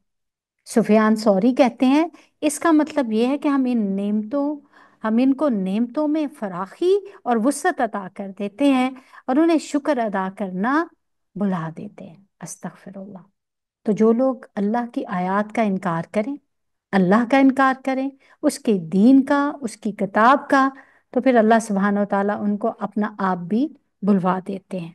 اور کیا ان لوگوں نے کبھی یہ نہیں سوچا کہ ان کے رفیق پر جنوں کا کوئی اثر نہیں؟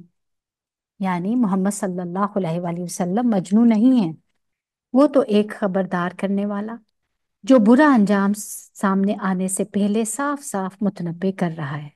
کیا ان لوگوں نے آسمان اور زمین کے انتظام پر کبھی کوئی غور نہیں کیا، اور کسی چیز کو بھی جو خدا نے پیدا کی ہے آنکھیں کھول کر نہیں دیکھا؟ کیا یہ بھی انہوں نے نہیں سوچا کہ شاید ان کی مہلت زندگی پوری ہونے کا وقت لگا ہو؟ پھر آخر پیغمبر صلی اللہ علیہ وآلہ وسلم کی اس تنبیہ کے بعد اور کون سی بات ایسی ہو سکتی ہے جس پر یہ ایمان لائیں گے؟ جس کو اللہ رہنمائی سے محروم کر دے اس کے لیے پھر کوئی رہنما نہیں، اور اللہ انہیں ان کی سرکشی میں ہی بھٹکتا ہوا چھوڑ دیتا ہے۔ تو سبحان اللہ، نفع اور نقصان کا مالک کون ہے؟ اللہ۔ صرف اللہ ہی کے پاس اختیار ہے، ہمارے پاس نہیں۔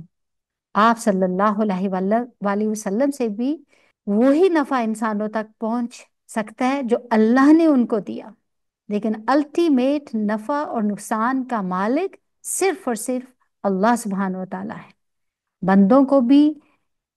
بندوں سے جو نفع پہنچتا ہے اس کا بھی اللہ سبحانہ و تعالیٰ اذن دیں تو پہنچتا ہے۔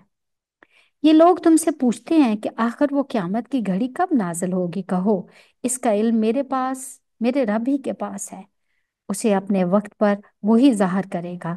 आसमानों और ज़मीन में वो बड़ा सख्त वाक़े होगा और तुम पर अचानक आ जाएगा।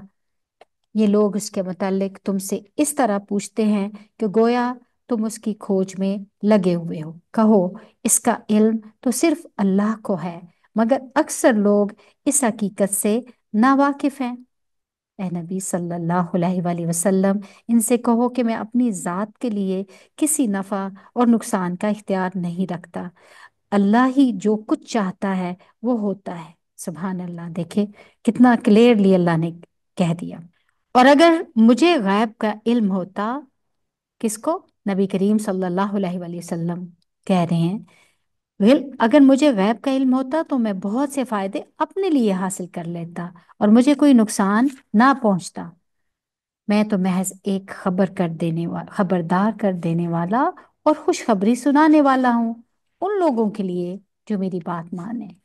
वो अल्लाह ही तो है जिसने तुम्हें एक जान से पैदा किया और उसके जिन्स से उसका जोड़ा बनाया ताकि उसके पास सुकून हासिल करो। तो सुभान अल्लाह, जोड़े का क्या मतलब है? लियस्कुन इलैहा वजअल मिनहा ज़ौजहा लियस्कुन इलैहा, कि जोड़ा जो है, सुभान अल्लाह, मर्द और बीवी एक दूसरे के लिए बासे सुकून होते हैं। कितना बड़ा देखे रोल है, एक औरत की जिंदगी का सबसे बड़ा रोल है। ये उसकी बहुत बड़ी इबादत है ताकि शोहर बाहर के बड़े बड़े काम कर सके। वो घर में आए तो उसे बीवी को देख के सुकून मिले। बाहर की दुनिया के चैलेंजेस देखें बहुत बड़े होते हैं, इसलिए घर के अंदर सुकून चाहिए होता है। लेकिन हम अपने ही कामों को बहुत बड़ा समझते हैं। इसका मतलब ये नहीं कि बीवी को सुकून नहीं चाहिए या उसको उसकी तलब नहीं होनी चाहिए, ये दो तरफा ही होता है। लेकिन घर को पुरसुकून करने में बीवी का रोल मर्द से ज्यादा है। मर्द तो मेहमान की तरह सारा दिन काम करके आता है, रात गुजार कर फिर सुबह चला जाता है। इसलिए घर की जिम्मेदारी और सुकून को बरकरार रखना औरत की जिम्मेदारी, तो उसे इस तरफ मतवज्जो किया गया है। तो अल्लाह कहते हैं, फिर जब मर्द ने औरत को ढांक लिया तो उसे एक खफीफ सा हमल रह गया, जिसे लिए लिए वो चलती फिरती है। फिर जब वो बोझल हो गई तो दोनों ने मिलकर अल्लाह अपने रब से दुआ की कि अगर तूने हमको अच्छा सा बच्चा दिया तो हम तेरे शुक्रगुजार होंगे। मगर जब अल्लाह ने उनको एक सही सालम बच्चा दे दिया तो उसकी बख्शिशों अनायत में दूसरों को उसका शरीक ठहराने लगे। अल्लाह बहुत बुलंद और बरतर है इन मुशरिकाना बातों से जो ये लोग करते हैं। कैसे नादान हैं ये लोग कि इनको खुदा का शरीक ठहराते हैं जो किसी चीज को पैदा नहीं करते, बल्कि खुद पैदा किए जाते हैं, जो ना इनकी मदद कर सकते हैं और ना आप अपनी मदद ही के ऊपर कादिर हैं। अगर तुम इन्हें सीधी राह पर चलने की दावत दो तो तुम्हारे पीछे ना आए। तुम ख्वाह इन्हें पुकारो या खामोश रहो, दोनों सूरतों में ये तुम्हारे लिए यकसा ही रहे। तुम लोग खुदा को छोड़कर जिन्हें पुकारते हो वो तो महज बंदे हैं, जिसे जैसे तुम बंदे हो। इनसे दुआएं मांग देखो, ये तुम्हारी दुआओं का जवाब दें अगर इनके बारे में तुम्हारे ख्यालात सही हैं। क्या ये पांव रखते हैं कि इनसे चलें? क्या ये हाथ रखते हैं कि इनसे पकड़े? अल्लाह अकबर। क्या ये आंखें रखते हैं कि इनसे देखें? और क्या ये कान रखते हैं कि इनसे सुने? देखिए यहाँ पर अल्लाह सुब्हानो तआला ने हाथ, पाँव, आंखों और कानों का खास तौर पर जिक्र किया है, क्योंकि ये हदायत करने के लिए खास जराए हैं, इल्म के हसूल के लिए, कोशिश करने के लिए, दूसरों की मदद करने के लिए। तो इसलिए कहा गया कि गैर अल्लाह के पास तो ये सारे जराए है ही नहीं, तो वो तुम्हारे कैसे, कहाँ से मदद करेंगे? राइट। तो अल्लाह कहते हैं नबी सल्लल्लाहु अलैहि वसल्लम, इनसे कहो बुला लो अपने ठहराए हुए शरीकों को, फिर तुम सब मिलकर मेरे खिलाफ तदबीरें करो और मुझे हरगिज मोहलत ना दो। मेरा हामी और नासिर खुदा है जिसने ये किताब नाजिल की है और वो नेक आदमियों की हमायत करता है, बिल बखलाफ उसके कि तुम जिन्हें खुदा को छोड़कर पुकारते हो। اور وہ نہ تمہاری مدد کر سکتے ہیں اور نہ خود اپنی ہی مدد کرنے کے قابل ہیں، بلکہ اگر تم انہیں سیدھی راہ پر آنے کے لیے کہو تو وہ تمہاری بات سن بھی نہیں سکتے۔ بظاہر تم کو ایسا نظر آتا ہے کہ وہ تمہاری طرف دیکھ رہے ہیں، مگر فی الواقع وہ کچھ بھی نہیں دیکھتے۔ اے نبی صلی اللہ علیہ وآلہ وسلم، نرمی اور درگزر کا طریقہ اختیار کرو، معروف کی تلقین کیے جاؤ اور جہلوں سے مت الجھو۔ بہت پیاری بات اللہ سبحانہ و تعالیٰ کہہ رہے ہیں، انڈر لائن کرے تاکہ اور اس کو اپنے عمل میں لیں۔ خذ العفو وأمر بالعرف وأعرض عن الجاہلین۔ ہمارے دین نے ہمیں کیا سکھایا؟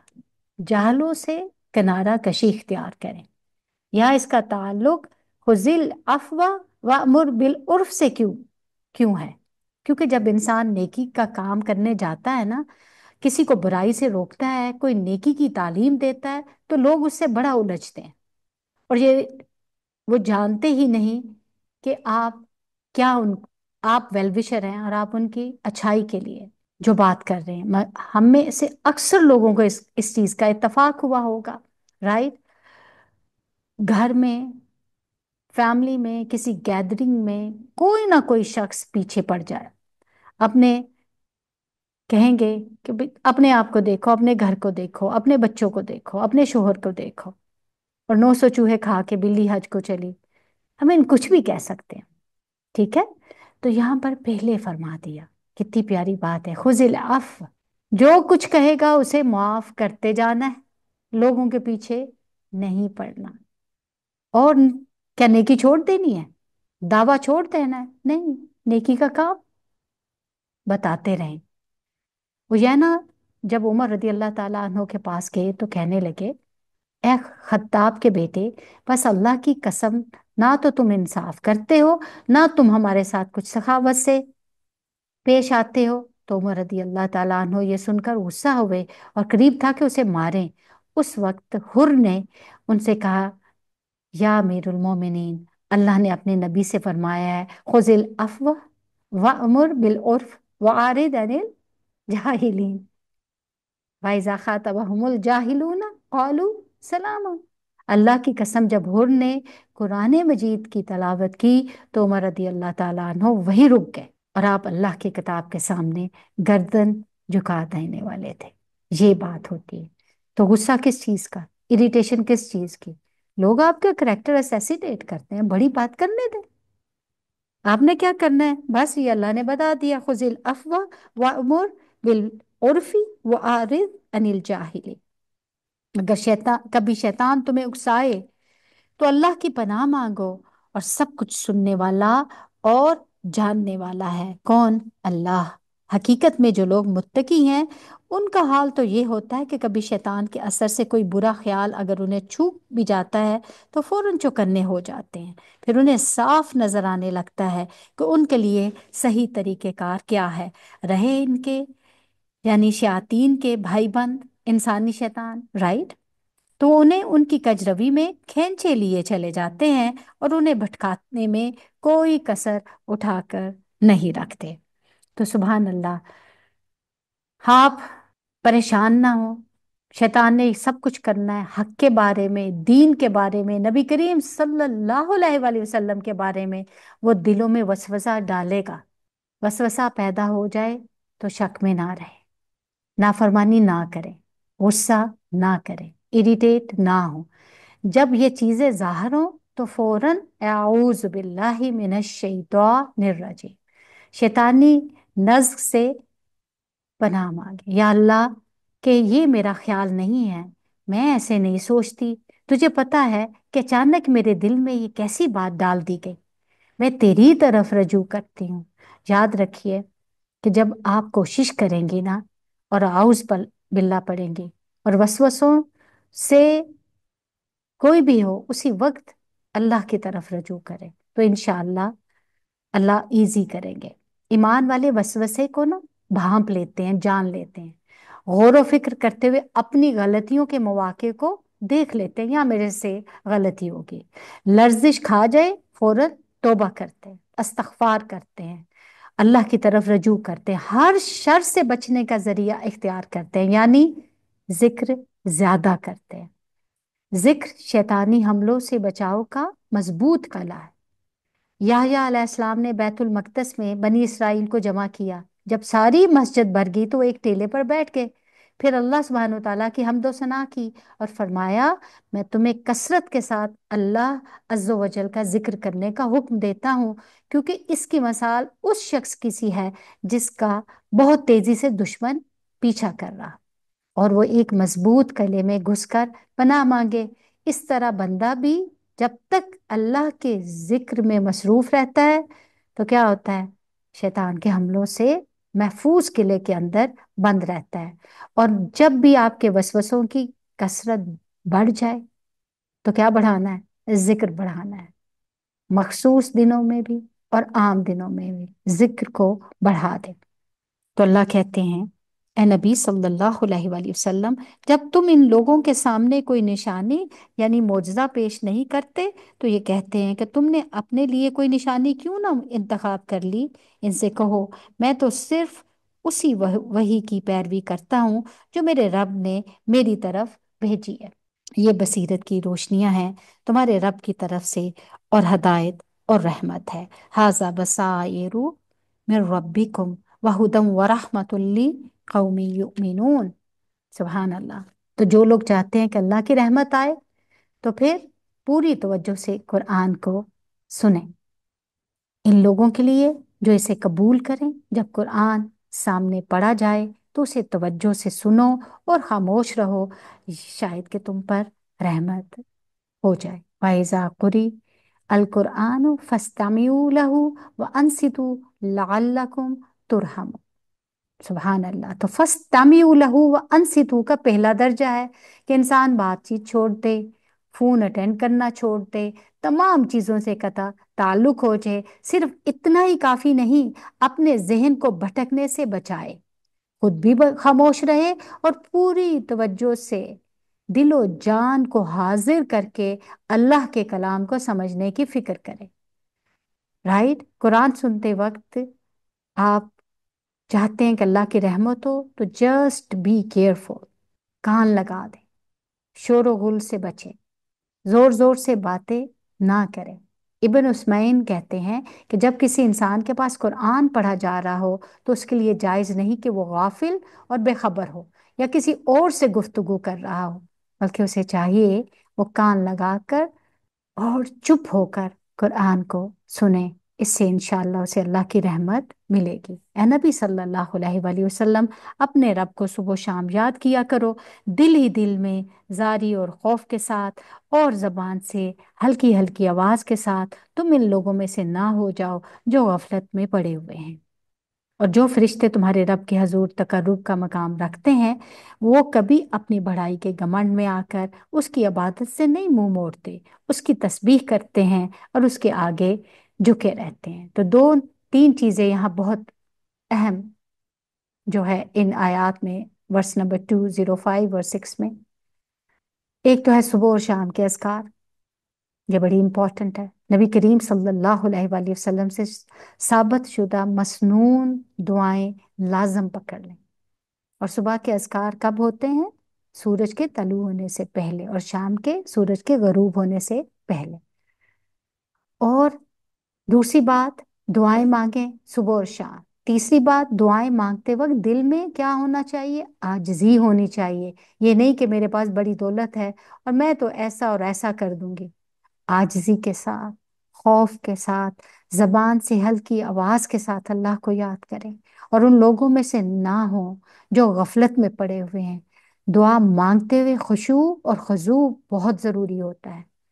اللہ سبحانہ وتعالیٰ اس دل کی دعا نہیں سنتے جو غافل ہو، جو مشغول ہو، اور کسی اور چیز میں اگر وہ بزی ہے اور منہ سے دعا کر رہا ہے اور دل کہیں اور ہے، تو حاضر کریں پہلے دل کو، اور حاضر دل ہی کی دعا قبول ہوتی ہے۔ نبی کریم صلی اللہ علیہ وآلہ وسلم فرماتے ہیں اللہ سے قبولیت کے یقین کے ساتھ دعا مانگا کرو، اور جان لو کہ بے شک اللہ غافل اور لہو اور لعب میں مشغول دل کی दुआ नहीं कबूल करता। पूरे यकीन के साथ, पूरे एतमाद के साथ दुआ मांगा करें।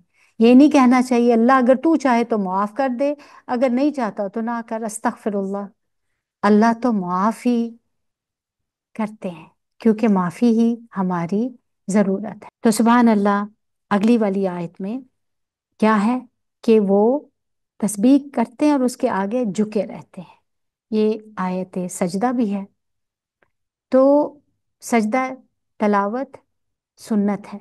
नबी करीम सल्लल्लाहु अलैहि वसल्लम इसका एहतमाम करते थे। इब्न उमर रदी अल्लाह ताला अन्हु कहते हैं, नबी करीम सल्लल्लाहु अलैहि वसल्लम कुरान की किरात करते, बस जब इस सूरत की किरात करते जिसमें सजदा होता तो आप सजदा करते, हम भी आपके साथ सजदा करते। हत्ता कि हम में से बास को अपनी पेशानी रखने की जगह ना मिलती तो दूसरे के ऊपर या झुक के या इशारे से ही सजदा कर लेते थे। इस सजदे में जाते हुए अल्लाह अकबर कहते हैं, उठते हुए नहीं कहते। तो अल्लाह अकबर कह के सजदा करते हैं और उठते हुए नहीं कहते। इस सजदे में सलाम भी नहीं होता, सिर्फ किबला रुख होना अफजल है, वो भी जरूरी नहीं है। समझ आ गई? अफजल है, जरूरी नहीं है। ठीक है। तो तलावत की दुआ क्या है? सजद वजहिया लिल्लज़ी खलक़हु व शक्का समाहु व बसरहु बिहौलिही व कुव्वतिही फतबारकल्लाहु अहसनुल खालिकीन। और अगर नहीं आती तो क्या पढ़ सकते हैं? सुबहान रब्बियल आला 3 दफा पढ़ ले। सूरह अल इनफाल। सूरह अल इनफाल जंग बदर के बारे में है। इनफाल से मुराद गनाइम है। ये पहली जंग थी जो मुसलमानों ने फी सबीलिल्लाह लड़ी थी। इस दिन को यौमुल फुरकान कहा गया है, क्योंकि इस दिन फैसला हो गया था कि अब कामयाब कौन होगा और आइंदा कौन आगे बढ़ेगा। मुसलमान सिर्फ 313 थे, जबकि दुश्मन हजारों की तादाद में थे। मुसलमानों के पास 1 या 2 घोड़े थे, दुश्मनों के पास 300 घोड़े थे। बाजार कोई तनासब नजर नहीं आता। दुश्मन का पलड़ा बहुत भारी था, लेकिन मुसलमानों को अल्लाह ने बहुत बड़ी फतेह दी। और जब फतह हासिल हुई तो माले गनीमत आया, तो आपस में थोड़ी सी बहुत कशमकश भी हो गई।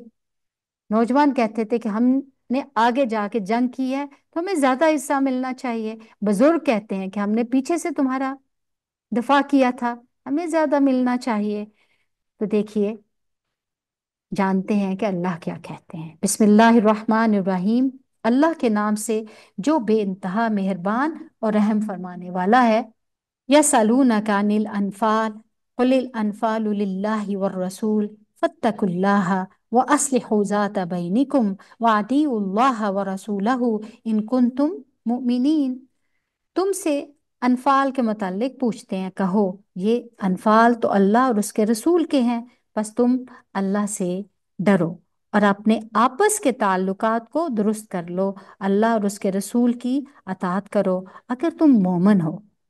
सच्चे अहले ईमान तो वो लोग हैं जिनका दिल अल्लाह का जिक्र सुनकर लर्ज जाते हैं, और जब अल्लाह की आयत उनके सामने पढ़ी पढ़ी जाती हैं तो उनका ईमान बढ़ जाता है। हमने गौर करना है कि क्या हमारा ईमान बढ़ता है।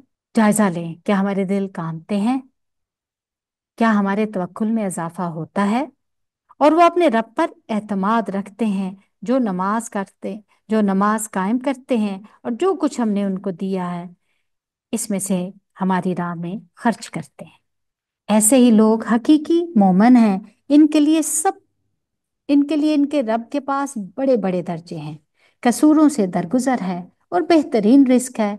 इस माले गनीमत के मामला में भी वैसी ही सूरत पेश आ रही है जैसी उस वक्त पेश आई जबकि तेरा रब तुझे हक के साथ तेरे घर से निकाल लाया था और मोमनों में से एक गिरोह को ये नागवार था।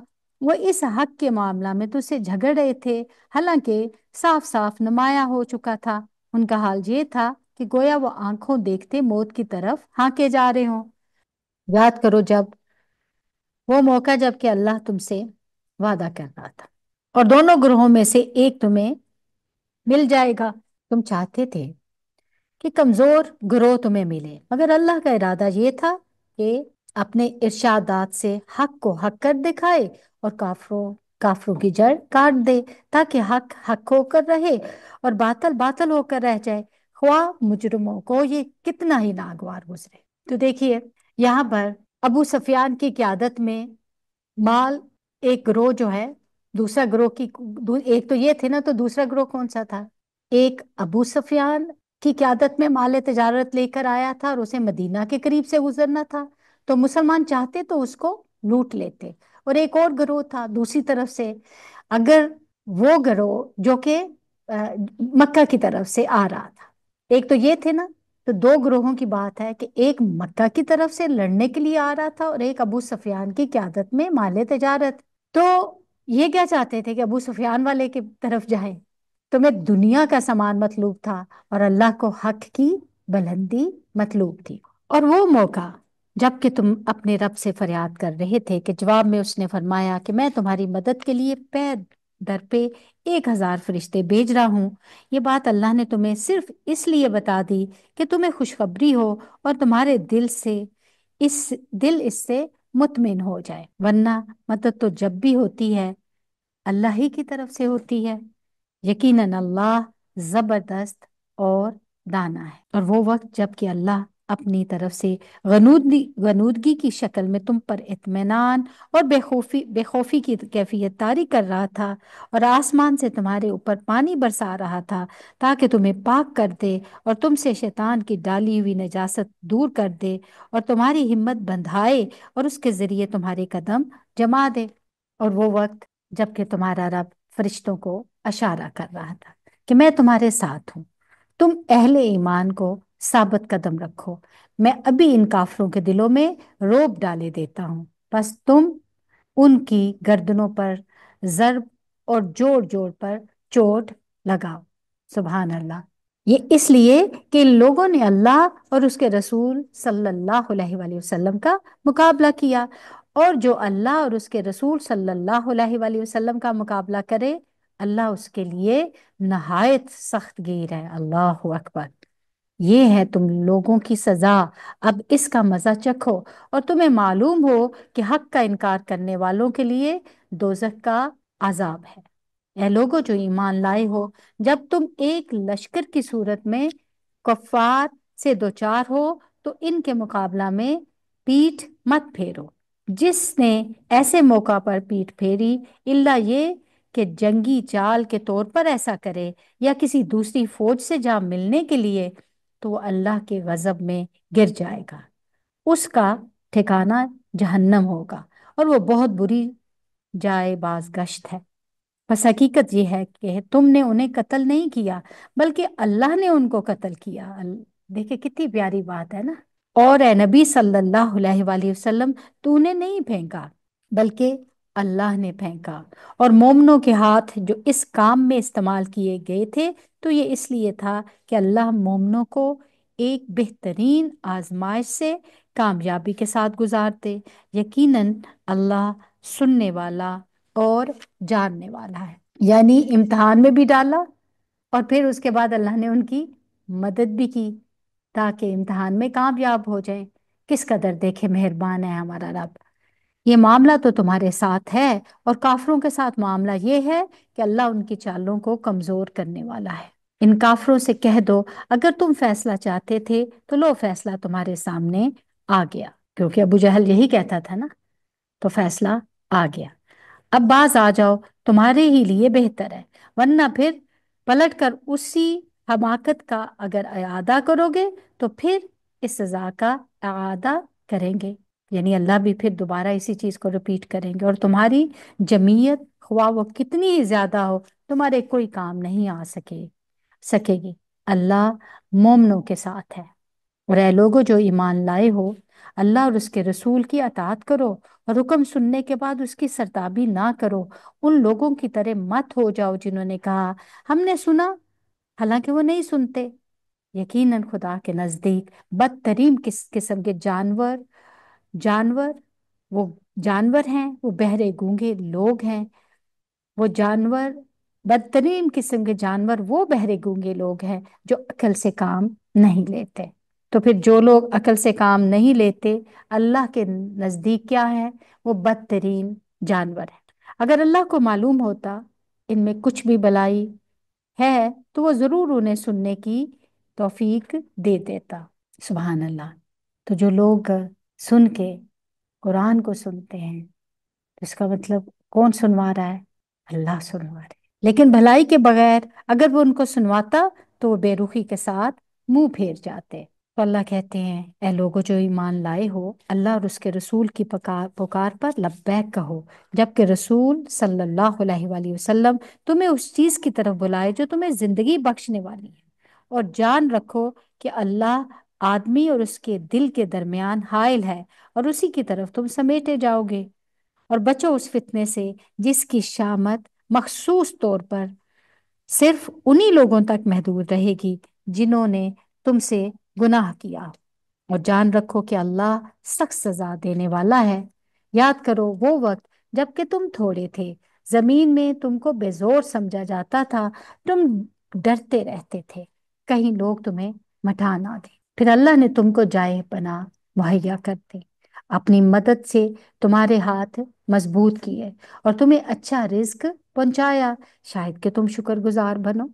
اے لوگو جو ایمان لائے ہو، جانتے بوجھتے اللہ اور اس کے رسول صلی اللہ علیہ وآلہ وسلم کے ساتھ خیانت مت کرو، اپنی امانتوں میں غداری کے مرتکب مت ہو، اور جان رکھو کہ تمہارے مال اور تمہاری اولاد حقیقت میں کیا ہے؟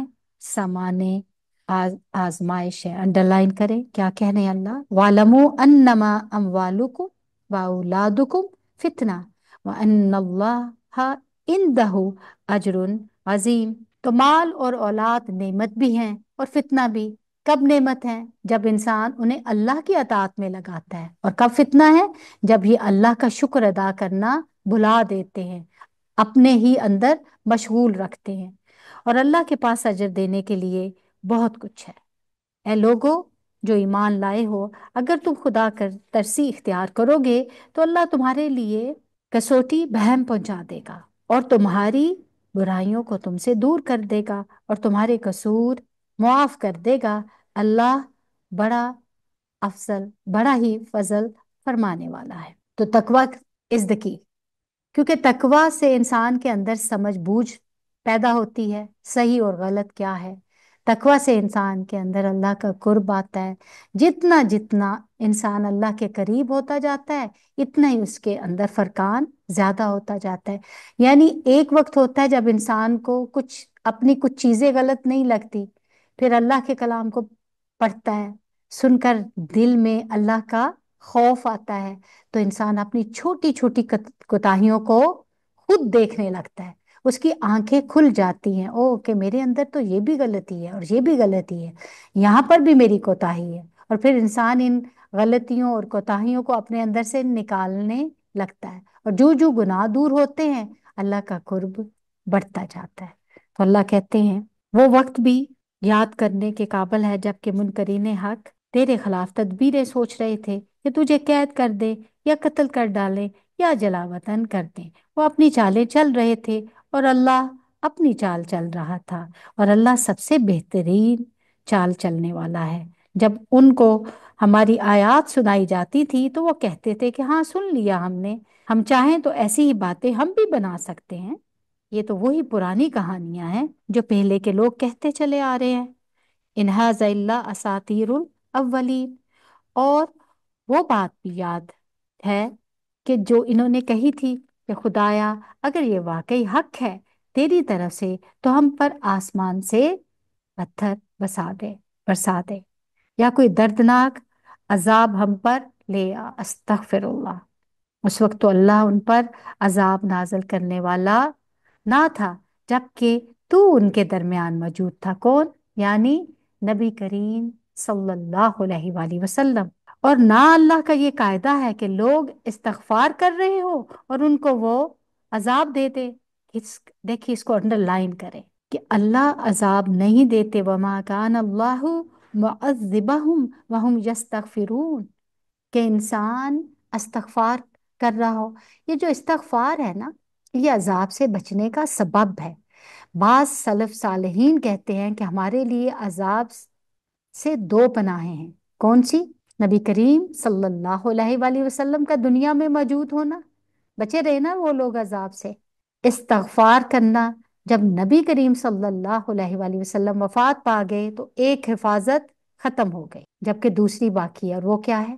استغفار۔ تو نبی کریم صلی اللہ علیہ وآلہ وسلم نے فرمایا، انسان جب تک اللہ عز و جل سے استغفار کرتا ہے، اس وقت تک اللہ سبحانہ و تعالیٰ کے عذاب سے محفوظ رہتا ہے انشاءاللہ، دنیا میں بھی، قبر میں بھی، اور پھر حشر میں بھی۔ کیا چیز حفاظت دے گی؟ استغفار۔